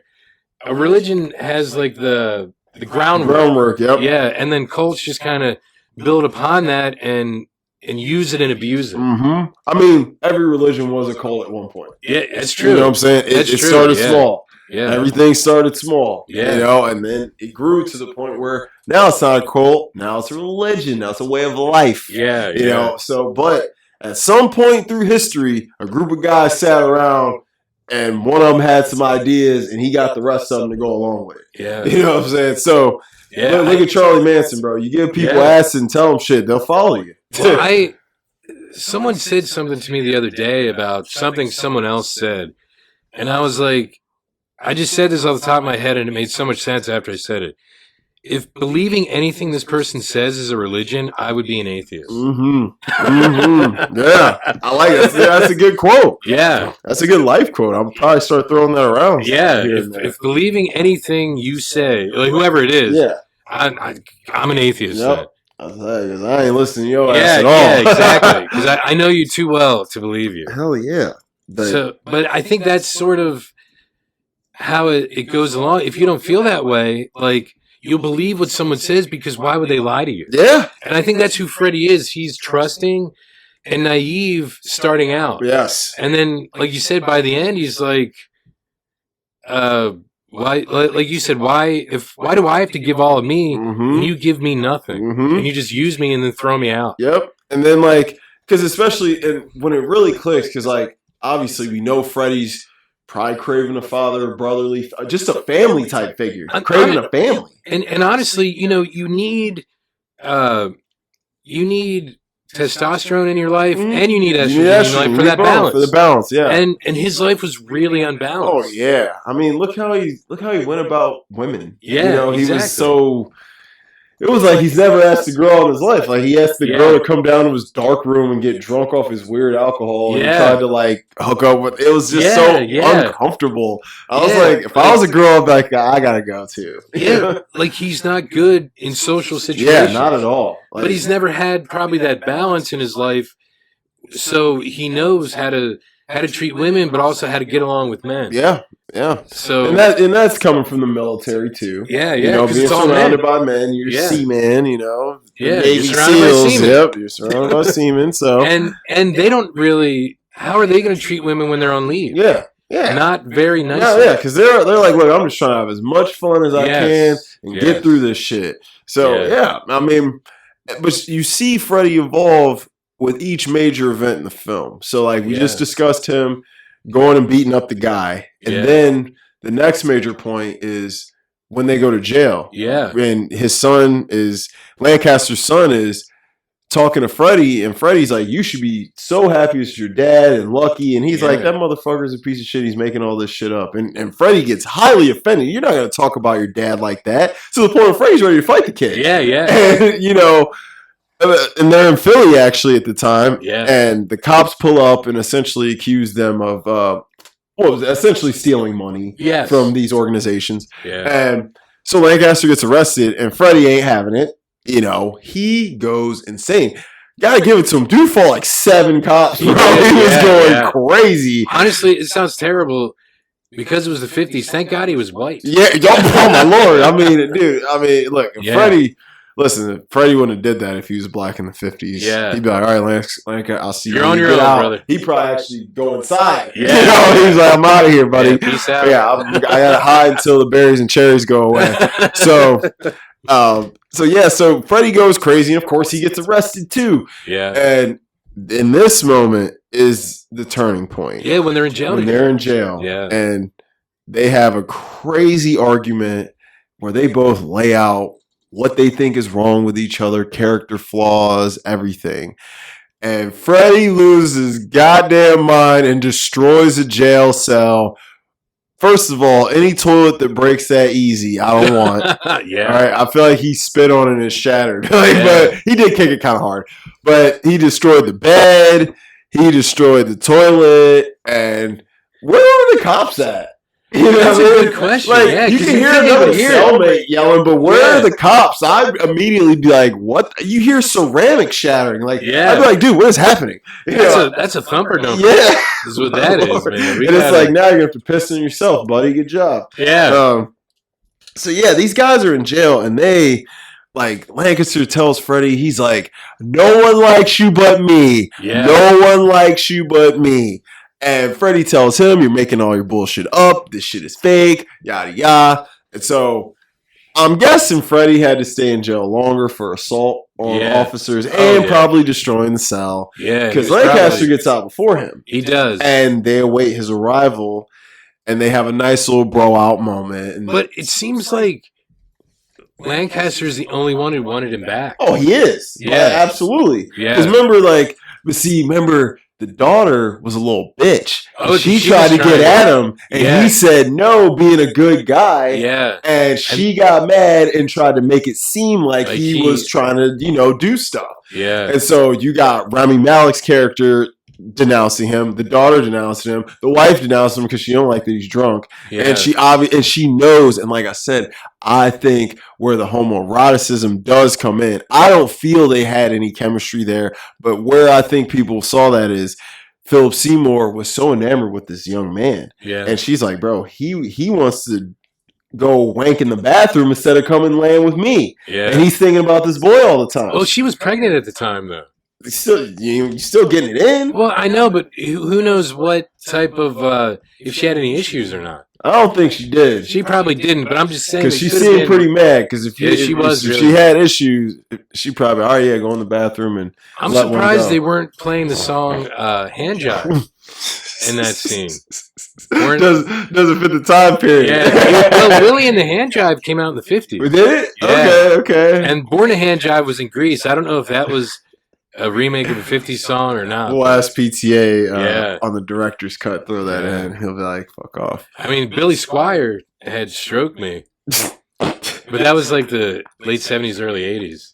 Oh my Lord! But that was about an ego. Yeah. So and that could have been what she was actually doing, because I do feel that she was really the brains behind everything. She was, but because of the time period, the man needed to be the voice. Yeah. And with because she was like behind the scenes. Yeah. She was the one orchestrating stuff and telling everybody what they're gonna do and what they aren't gonna do.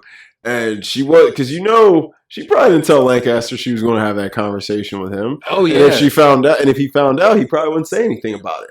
And the thing is too, like, I don't think she realized, because she wanted Freddie to stop drinking, but he's self-medicating. Mm-hmm. Like, she doesn't know, because even the army psychologist, because you said, like, the Rorschach test, he's like, a vagina. Yeah.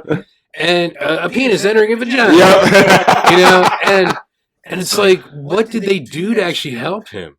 I feel like nothing. And we even said this before, like, this role definitely got him Arthur Fleck and Joker. Oh, hell yeah. Because it's the same kind of story, like how society abandons the mentally ill and doesn't really help them. They try to placate, whatever, but they don't actually They help. don't actually help. And then they send them out free and they have no Yeah. idea what they're doing. It's like pain meds. It just covers up the pain. It doesn't cure it. You know what? That's insane. Yeah. Those two characters really do parallel quite well. They do. I Freddie and couldn't believe Arthur. it watching it, Yeah. especially the way he was standing at some parts. Yes, I'm with like, the way he moves his Yeah. joints, and because he's so skinny and Yeah, interestingly built. Yeah, he was Yeah. very Arthur-like. Yeah, I mean, hey, he owes PTA essentially for getting because Honestly, yeah. PTA got him an Oscar and a $1 billion R-rated movie. yeah. So And without China. Yeah. Without Chinese box office. yeah, That's right? amazing. Isn't that crazy? Yeah. Insane. Go ahead. But Toddy I Phils. do feel like like they God, I just kind of spaced out because I started thinking about Joker. Like Philip Seymour Hoffman's character was almost like, I guess he was kind of a milquetoast, which is an old term for God, I hate to say gay, but you know, like Yeah. an effeminate man. Yeah. Let's say, because and I think what he saw in Freddie was like that masculinity that he wanted, lacked, but he couldn't be. Yes, Mhm. and his wife probably saw that. But if Lancaster would be more like Freddie, she wouldn't She be able to wouldn't be. control Yep, him. yep. She'd be like, "Yo, this Yeah. ain't my show no more." Yeah, exactly. Because she's like, then it'll be the Freddie Lancaster show. "Yep," and then she's like, "Yo, so I gotta get rid of this guy." Yeah, She's yeah. like, I gotta get rid of this guy. But of course, you know, he's pining and pining and pining. He probably had to kiss her feet and ass to get her to let him invite him to England. You know? what I mean? yeah. You're right, because when he called him, it was probably her who did it. So it could be that last severing of everything. Mhm. And you know, she was like, "I'm gonna sabotage this shit as soon as he gets here." Yeah. Because as soon as he got there, she wasn't nice to him. She wasn't No. welcoming. She's No. like, "If you're gonna stay here, you're essentially gonna do every single thing we tell you." And she knew he wasn't gonna go for that. Yeah. So she's like, "This he's a free thinker. He He's a left us mechanic. for a reason." Yeah. You know what I mean? Like when he steals the bike and just Yeah. Just gone, keeps going. he was like, "That's it." He's like, "He's going really fast." Yeah. I'm like, "Yeah, because he ain't coming back at all, bro." Yeah. He let him. I was like, "Yeah." The first time I saw it, like, this man's never gonna come back. I was like, "He's gone." And that scene was sad after that when he It finds was. out that the girl that he was interested in honestly got tired of She waiting. got tired of waiting. And Yeah. can you blame her? No, you can't. You But can't blame her. but he doesn't understand that. He doesn't because he's mentally blocked. You Yeah, know, he's so- like he expected her to be. He expected that same version of her, the little 15-year-old girl, Yeah. to be sitting there waiting for him. Yeah, That's what he expected. instead of the Crawling through 23, 24-year-old. Yeah, now Yeah. she's a grown woman having kids, bro. Like, Yeah. that's what he expected. That same young girl that he used to come through her window. He expected that same girl to be there. Yeah. And you know, and her mom was nice. She had a nice conversation with him, and But that was his explained reality things. check. It was I his think. reality check. Because she's like, "Do you want her number?" And he's like, "What's the point?" What's the point? I ain't gonna get her. She married Yeah. and shit, kids. Yeah. Shoot, she ain't gonna give it up. You know? Yeah. Yeah. So he's like, yeah, Yeah. it really ain't no point. All it's gonna do is make you and her more upset. Yeah. So what is the point? And I do love how it ends because like I know a lot of people on first viewings, you know, so I know a lot of people really like their dynamic. So they probably were like, man, I want them to end up staying friends. Yeah. But I'm glad they didn't because I think they both learned very hard lessons Yeah. about themselves and about how to go forward with the rest of their lives. I think Freddie did find peace in that final meeting. I Yeah. think him going to the U, I think he needed to go there to get that closure to start his next chapter, you know? And, Yeah. and I love how it gets set up when he's at the movie theater and they bring him the phone. Yeah. Like that was, how did he know he was there? Yeah. That's what I was like, how did he know it was there? But I thought that was Yeah. cool. I'm like, man, I wish they would have brought me a phone at the movies. Because isn't he watching like a Casper cartoon? Yeah, or yeah, he's watching Yeah. something strange. And I'm like, Yeah. yeah, I'm like, wow, that's interesting. But they needed to have that final meeting for that closure. And although they're not going to end up together, they both took a lot of lessons away from each other. And I think Lancaster is worse off. He's worse off, and Yeah. Freddie's better off. Yeah, because he's the one who has to like buckle like a belt, like Yep, Randall would yep, say about mhm, Dante. Yep, buckle first. like a belt. Yep, Yeah. you buckle. Yeah. Yep. And And he's it's like, damn it, I'm like- stuck with Amy Adams now. Yeah, And now she got another one of my babies. I ain't going nowhere. yeah, and it's like I actually felt bad for him at the end I did because because he he's just smiling when missed he his says that friend. to him. Yeah, he just missed his friend. He did. but like you could see the hurt in that smile. Mm-hmm. Yeah. He was hurt, but I think you really hit some with the Puppet Master deal because she was involved in every corner of what was going on. And you don't realize it till kind of later. Yeah, because because she really is because when they're going through Freddy's treatment, she's running a lot of it. Yeah. Make my eyes turn blue. What color are my eyes? Make them green. Like, she's doing a lot of that, and she's in charge of a lot of that. She's reading that. The weird, right? When I first saw, I was like, "What the fuck?" I was laughing so hard, and they're making them stare at the wall and stuff, and I'm like, "What kind of tests are these?" Yeah, it's conditioning those to like breaking down, and then. But I'm like, "What is he going to benefit?" Yeah, that's what I'm like. What's this going to benefit him? It's not helping, and he's just getting more and more frustrated, he's punching himself in the face. Yeah, and I'm like, he's just going crazy. Like the scene with him and Rami Malek when he's like.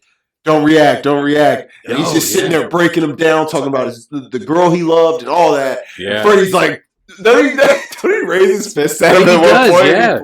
He's like, Freddie Mercury, I will punch your teeth straight. Real, he's like, you're Freddie Mercury, but I'm Freddie in here, bitch. Yeah. He's like, come on, bro. Yeah. He's like, shit, you gonna need Live Aid if you keep messing with me, bro. But it's.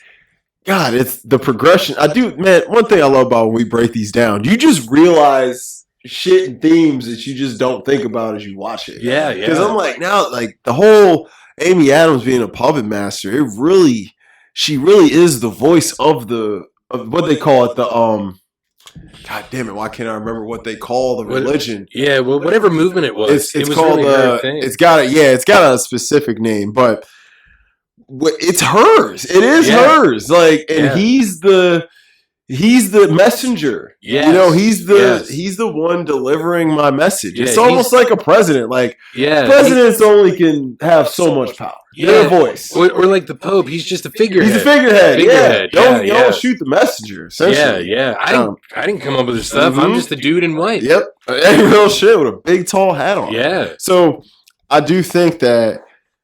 Man, the progression is great. Freddy ends up on top. He's making love to a woman. Yeah, the last time we see him, she wasn't pretty, but hey, it's some tail for him. You know, for him, he's excited just to find. Let me not say what I was going to say. He's excited to find someone to spend some time with. Yeah, and it seemed genuine. Yes, she liked him. Yeah, she was feeling him instead of just just to get off. I was going to say all his exchanges felt transactional. Yeah, and this one didn't. You know, it felt like, hey, I saw you, you saw me, we saw something right away. I came over, we sparked a conversation, and it was great. And I love how it ends like on that note, like because you are like, Freddy's probably going to get it together. Yeah, you are hopeful that Freddy he'll probably find another little gig. Hopefully he'll go and get some therapy, and he'll probably end up being at least a decent member of society. Whereas Lancaster, we have no idea where this man's going to end up, and if he's going to be beneficial to anyone. He may get depressed. I can see Lancaster committing suicide in 10, 15 years. Yeah. And I'm becoming a martyr for that cause. Yeah.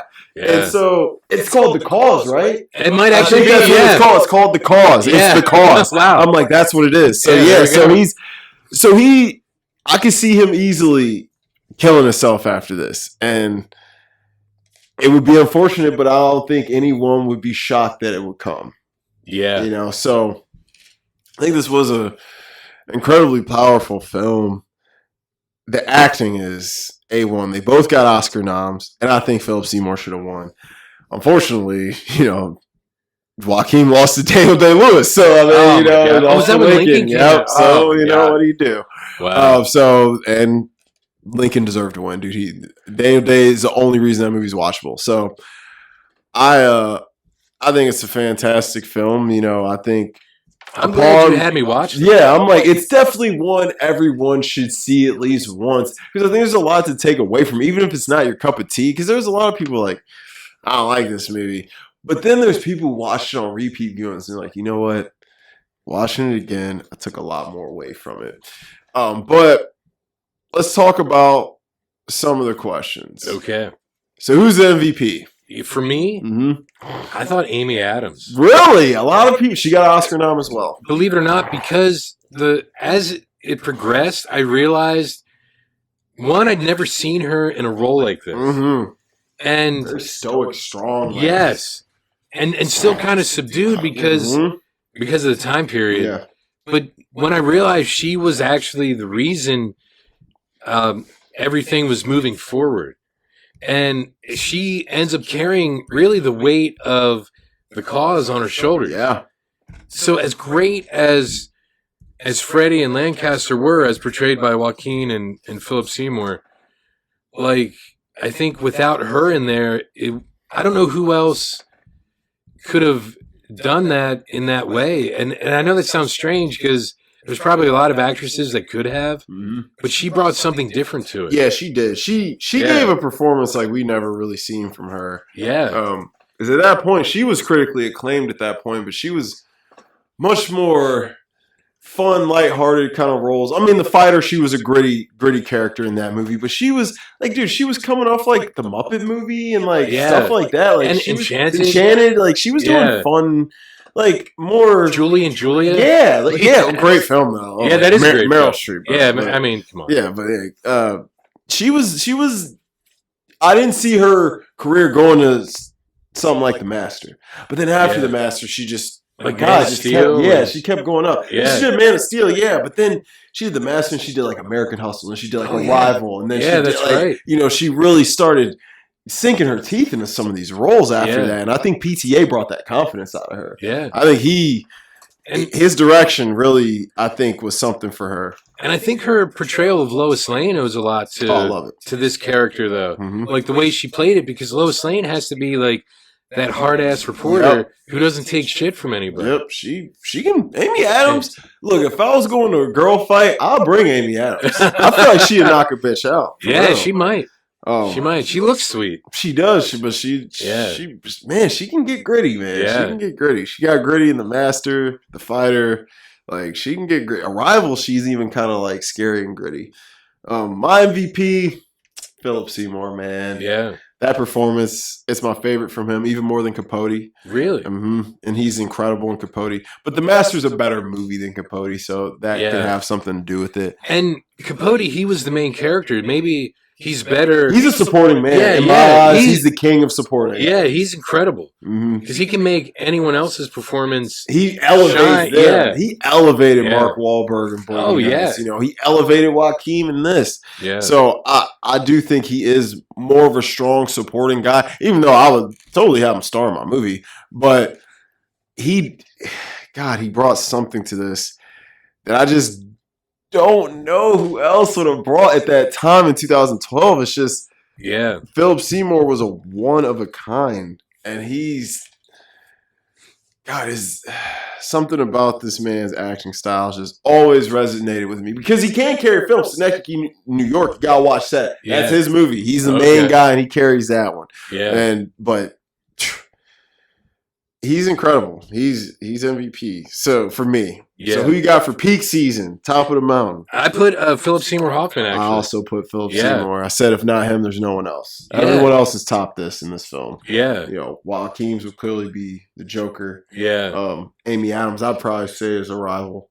And PTA, I would say is There Will Be Blood. Yeah, or maybe even Boogie Nights. But yeah, I thought his performance. It's an all-timer for me. Yeah, because he is that character. He is. He became Lancaster Dodd. I'm like, he is Lancaster Dodd. I couldn't. It's hard to see someone else playing him. Like, man, like what I get to Oh man, wait till we get to recast. We'll get there. I just put a question mark for that, so we'll have to talk about that. Yes, we will. Actually, I'm glad you did because that's great. It's one of those things where like. Kind of like There Will Be Blood. It's like, how do you top this masterclass of acting? And then, but this also makes me think: are we not giving PTA enough credit for his directing of actors?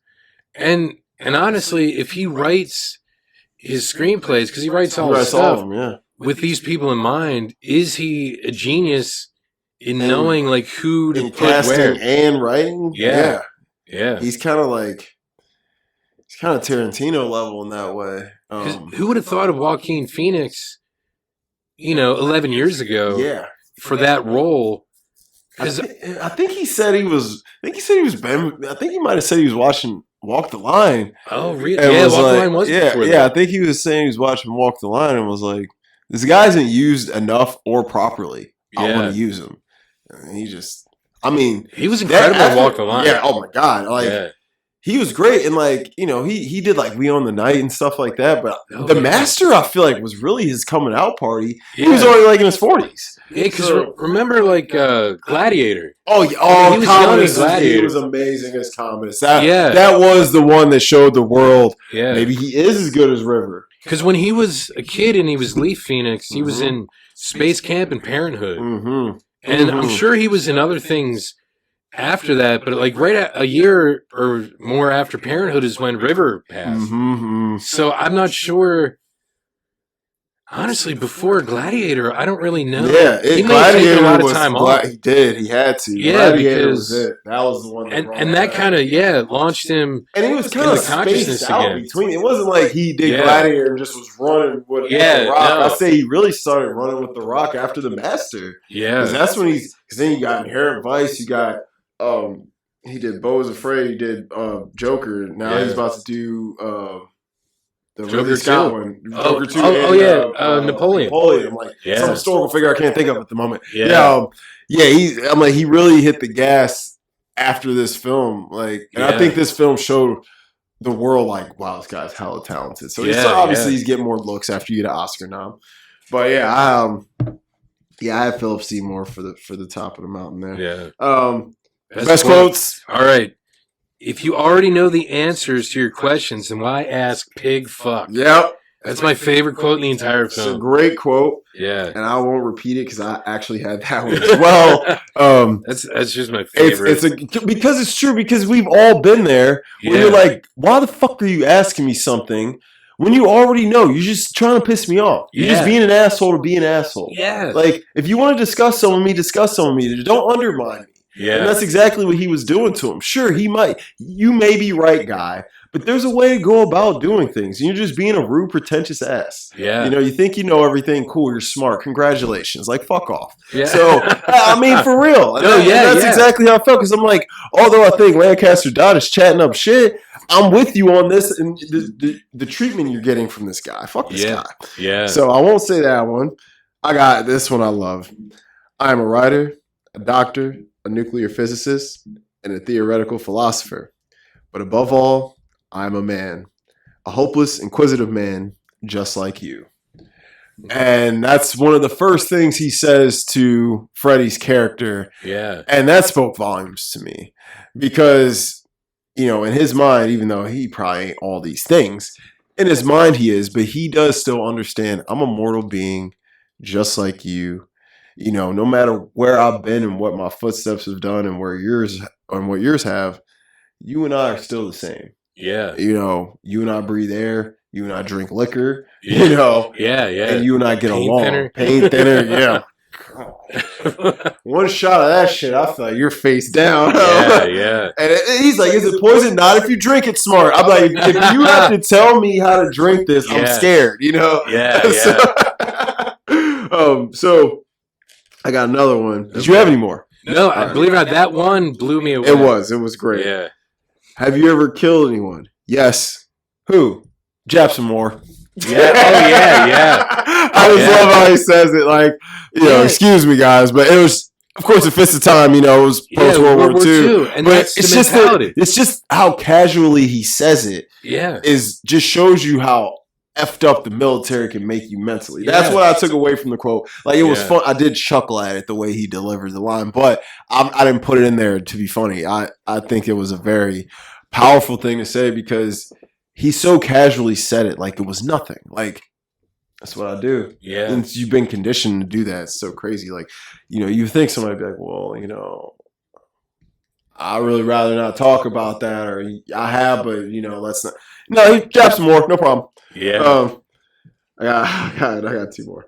Oh no, one more. Sorry, because I had the one you said. Okay. All right. When they're in jail and they're arguing, Lancaster says to Freddie, "Fuck you, you lazy ass piece of shit. You're fucking lazy." Wow. that shit just made me laugh. I don't know why, but I just thought that was a great quote. Well, he was kind of freeloading it. He was, dude. He was like, "Look, I'm getting free tours around the country. Eating per diem. Living in the hotels, chilling, bro. Getting Swayze every day, not having to work. So he's like, I'm like unofficial security. Yeah. So that's what it was, bro. Wow. So what's aged the best? What's aged the best? I think once again, being a period piece, like the whole film, like the performances. Mm-hmm. I think like we'll go with Philip Seymour Hoffman as the MVP or his peak season. Mm-hmm. Like I think that aged the best because it makes you realize what we've lost. Yeah, with the loss of him. That was my best Phil's performance. I had that. Yeah, that was what's aged the best. What'd you have for worst? I think the I put down just period pieces do age well, but what doesn't is if you don't think about the time period, the way women are always subjugated and the way they're thought of. Mm-hmm. That's always ages poorly when they show the reality of how it was at that time. Yep. So what I thought of that after we discussed it during the episode. I was like, the treatment of women has to be what's aged the worst. Yeah. But before I thought of that, before you jogged my mind, I had the treatment of veterans. Oh, that's true. Yeah. So, but I think the treatment. They're both bad. Yeah. And the treatment of veterans has clearly gotten better now. Yeah. Since then, because like you said, they were just like, we gave him a test and just threw him to the fucking wolves. Yeah. He wasn't ready to go back to the world. Yeah. So you fight for this country and I fight for your freedom. You could at least fight for mine. Yeah. You know what I mean? So that's why we pay taxes. That is terrible. Why we pay taxes to help these guys out, and that's where I want my tax money to go. Yeah, exactly. I don't give a damn about the school I don't go to or my kids don't because I don't have any. You know what I'm saying? So these guys in Washington are trying to decide where our money goes. Why don't we have more of a voice? I'm like, bro, if I don't have kids, would be great. Yeah, like somebody who doesn't have kids, their taxes shouldn't be going into their local school systems. Their taxes should be going somewhere else. They should be able to pick because, that's not benefiting me at all. These taxes money is supposed to be put into things that benefits me as an American citizen. That doesn't. Now, once I have a child, then you can start taxing me on that if they're going, that's just me. That's a whole different conversation. No, I get it though. And it makes sense because you see films like this or you meet people who are actually affected by it. And it's like, I know there's programs out there, but a lot of people don't know about them and they're not handled well. Probably because of staffing issues. Currently. Hell yeah. But it's like, if there's stuff out there, then why isn't there more of a push to help the people that need it? Yeah. That's really all. How much money they get in taxes from us, dude? You know what I mean? Like, my God. Anywho. Yeah. You're right. That is another discussion. Yeah. Probably a different podcast. Yeah. Maybe a slightly more political one. Yeah. Most rewatchable scenes. Oh, I forgot to write that down. Oh, man. What you got off the top of your dome? Off the top of my head, probably when they're in jail. Yep, that was what I had for my number one. It's a great scene. It's a great outburst. Needed to get that testosterone out there. I'm sorry, go ahead. No, and it's just so well acted, And in the beginning when he's going to take a picture of that guy, he starts to choke him with his tie. Oh, my God, it's so funny. He's like running around the store. He's running. Chasing that dude was about to beat him senseless. Yeah. He's like, bro, turn off these lights. It's hot. Yeah. And then he's putting them closer. Yeah. Oh, my God. Like he has the mind of like a teenager. Yeah, he's like poking a bear with a short stick. Yeah, that's what I was like, this guy. But I could rewatch that scene because the way that he does it, and he's like, and then he runs out. And he takes the girl with him. And then she's gone. She's gone. What happened? Yeah. He's just ridiculous. That scene's funny. Yeah.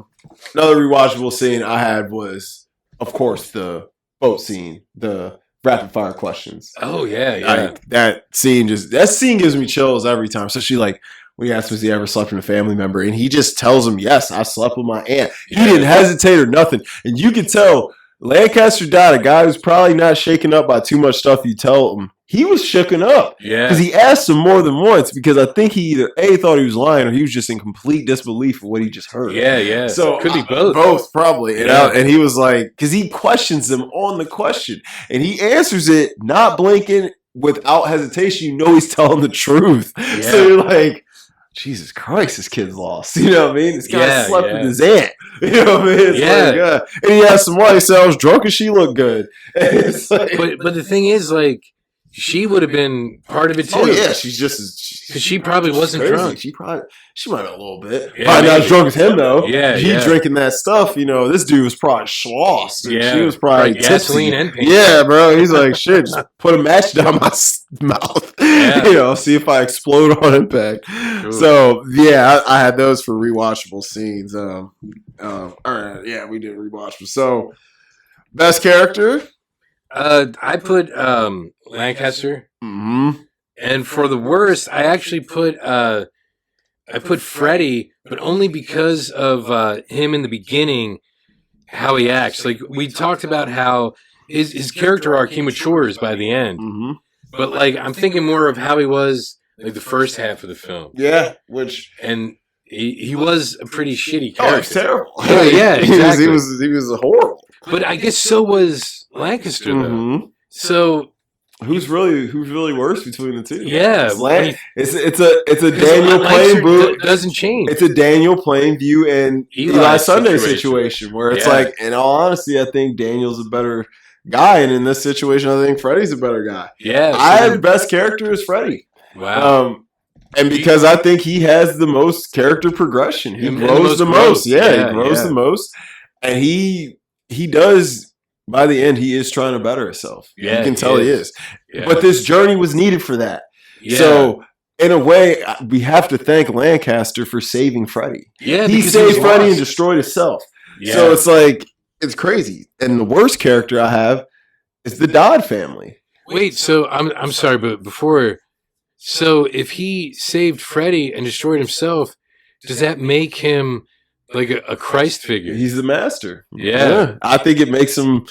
I think PTA had a lot of things in mind with his character. I Yeah, think he yeah. wanted him to be Messiah-like, but also someone to be questioned like Jesus was. Yeah, you yeah. know. So he is kind of Christ-like when you Yeah. think about it, Yeah, because he although he was sacrificed- admirable, he was still criticized and crucified for his thoughts and vision. Yeah. So it's man, goddamn. sorry, I gotta Sorry. sit down with PTA. Sorry, it's because what you said. It just Yeah, well, I gotta sit down with Triggered PTA, and we got, man.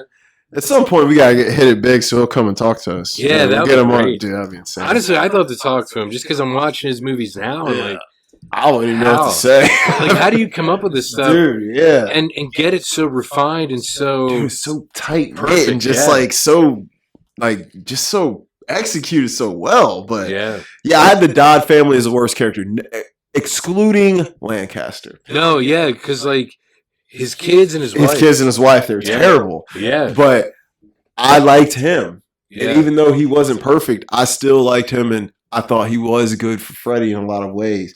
But I thought the wife was so manipulative, yes. and the kids were just as bad, especially Yeah. the daughter. Yeah. And it's like you're trying to lie on him. You're trying to lie on a man for an offense he can go to jail for, bro. yeah. And because he didn't want to give you no dick because you're a little cheating whore. No, because she was married She's at that married, point. yeah. I'm like, Yeah. you're a total POS to the max. Like, nothing Yeah. you do is good. Like, everything you do is bad. Yeah. Like, he turned you down, cool, move on. Like, whatever. I ain't judging her for that. You know, she wanted to go dip her toe in a different pool. Whatever. Your marriage, your life. But don't try to ruin the guy's life because he rejected you. That's my main issue. Yeah. None of it's good. You know, I'm not saying go out there and cheat. You know, I'm not No, condoning no, that. But I'm saying if she would have stopped there, she would be Yeah. better as a character. Yeah, and if you have enough integrity to say no, like Freddie did, That says a lot about you. Yeah. Because that girl was not ugly. You know, Yeah, she yeah. wasn't bad looking. I'm Yeah. sure Freddie was like, God damn. yeah, It was because like- he respected. He respected Lancaster and everyone enough. Yeah. He's like, I respect my boy's daughter enough Yes, to yes. not do that. You know what Yeah. I'm saying? I respect my boy and his daughter enough. And it's like, it'd be one thing if, like, you know, she wasn't married and like they actually took an interest in each other, and it was like, okay, we're starting something. She was trying to get her rocks off like a guy, like a dude, like, you know what I mean? Like, well, he was like more dangerous than her husband because her husband was more straight. He was very straight. Like she was like, she was attracted to the bad boy Edge. Yeah. Like, he's wild, fiery. He'll probably bang me like a freak. You know what I mean? Yeah. You know, she was thinking. You know how these ladies think. So, excuse me, ladies, if I offended you, but you know that's what it was. So that's who I got as the worst character. Yeah, so, I agree. So, what do you got for recast? Or wait, nitpicks. No, nitpicks, yes. Yeah, nitpicks. I don't think there was enough of Freddy's backstory to know, like, how and why he was damaged. Like, we met him, he was already damaged. Mm-hmm. And he was damaged before he got to the military. Yeah, we know that. Yeah, so we get to see his journey of fixing himself, but to know a little bit more about how and why he was so damaged, I think would have helped understand his reaction in a lot of the different scenes. Yes. Instead of having to infer. Mm-hmm. Yeah, I think that's good. That's a good point. I mean, we could have been a 7-minute scene, you know? Yeah. Just added maybe 5 to 7 minutes and we could have got something with his backstory. Yeah, that's not bad. Yeah. For nitpicks, we already talked about mine. Why did no one come to check on Freddy when he was destroying the freaking jail cell? Oh, yeah. I'm like, somebody, dude, as soon as cops hear like yelling, they run over and see what's going on. Speaking of, where does our taxpayer money go? And now we got to replace this toilet this guy broke, you know? So, for a jail I've never been inside after that. He's going to have to piss on himself, huh? Yeah. So that was my silly ones, but that was mine. And recast. I wrote this. Okay. I can't do it. Yeah. I don't know. Like, just, you know, out of the 3 leads, I can't do it with Philip. Yeah, like who nowadays is good enough to... I got one. He just popped in my head. Okay. I got one. And I don't think he would deliver it as good, but I think he'd get pretty damn close. Brendan Fraser. You know what? I could see it. Post Whale, Brendan Fraser could do this. If this was coming out right now, I could trust Brendan Fraser to do it.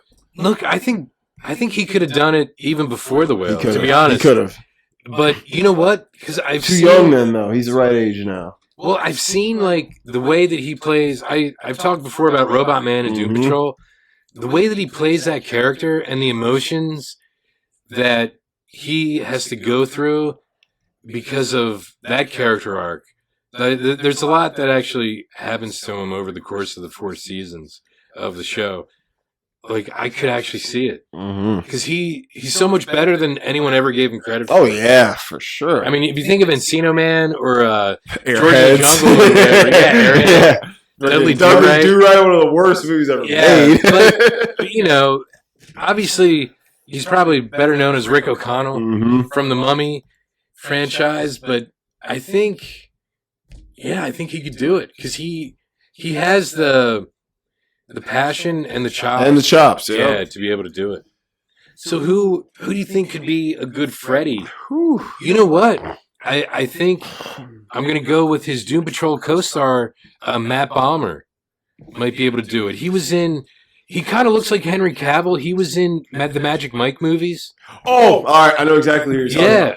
He's actually a great right actor. now, yes, because he's the right age right now. Yeah, and he's a great actor. I'm thinking of him in his like late 20s, and I'm like, he's kind of young, but I'm like, now he's got to be like what, late 30s, early 40s. I think he's around my age. Yeah. I was like, he's got to be in his 40s now because he actually would be good. He's a good actor. He is. If you see him in Doom Patrol, like the way his character, because Brendan Fraser and he are only the voices of the characters in costume, but in flashbacks. They play them. And the way that he goes through like this he tortures himself a lot because of what he didn't do like back in the 60s.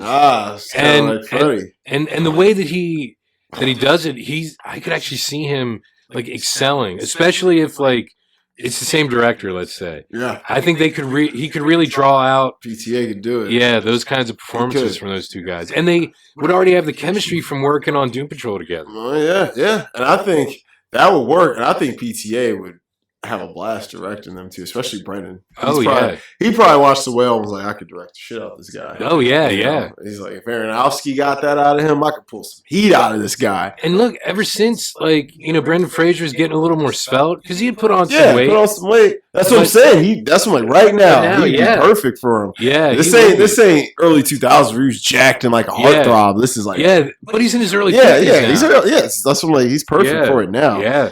For Amy Adams, who I like, she's too old and she's too tall and she just ain't right for the role, but who I think would give the same chilling performance level. Lady Gaga. No, I just thought of somebody better before I was gonna. Lady Gaga is good. Bro. She is actually really good. Actually, yeah, believe it or not. Low key, I mean, honestly, she could play that role. Yeah, she could play it. You just have to dress her up. We're playing her out. Yeah, because she has a very distinct look to her, but you can play her out. But first in my head, both my girls popped up in my head.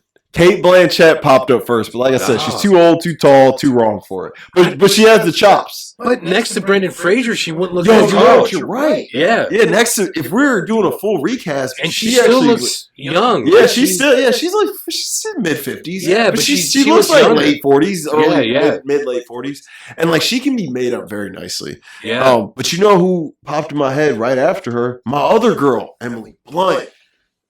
She would be great. Yeah, bro. Yeah. She's especially after seeing her in Oppenheimer, I'm like, she could have played the shit out of that role. Yeah. I like that, actually. I think I like Emily Blunt more than Kate. I actually like them three. Brendan, what's his name? Balmer? Yeah, Matt Balmer. Brendan, Balmer, and Blunt. The bees. Yeah, all the bees. Yeah, we get the bees, boy. Get the bees in there. Yeah. Actually, that's not bad. I will say it would be a slightly lesser film. It would be, but even with PTA's direction, I still think it'd be slightly lesser, just because Balmer's not going to give you exactly what Joaquin gave you. But I do think Brendan and Emily would give you pretty close to what you got from the other two. But you never know if PTA pushes him in the same way. Right, he might push him to a level he never even knew he had. Yeah, and that would be fantastic. Right. And then next thing you know, this guy's. Because that might be what he needs. Yeah. He might need. You know what? He probably is just the one director away from like jumping to that next level. Because look, he's worked with Steven Soderbergh in the Magic Mike of course series, which is insane that Soderbergh's even involved in that. It's just crazy. He's the man. We know. Yeah, he is. I like that recast a lot. Actually, we actually did it because I was sitting there. Like going insane thinking about it. I was like, you know what? I'm just gonna write. I can't do it. So that's what I wrote. Yeah. Grades. I would give this one a solid A. It's not an A+. That's what I'm like. I think it's a solid A. I'm not gonna give it a plus, but I'm gonna give it a solid A. And it's like, who knows? In 4 or 5 more years, it's over 10 years old, but you know There Will Be Blood's over 15, and Boogie Nights is 20 plus. So yeah. You know, if you ask people when Boogie Nights came out, they would probably give it like A-, solid B+. Now they're definitely giving it A+.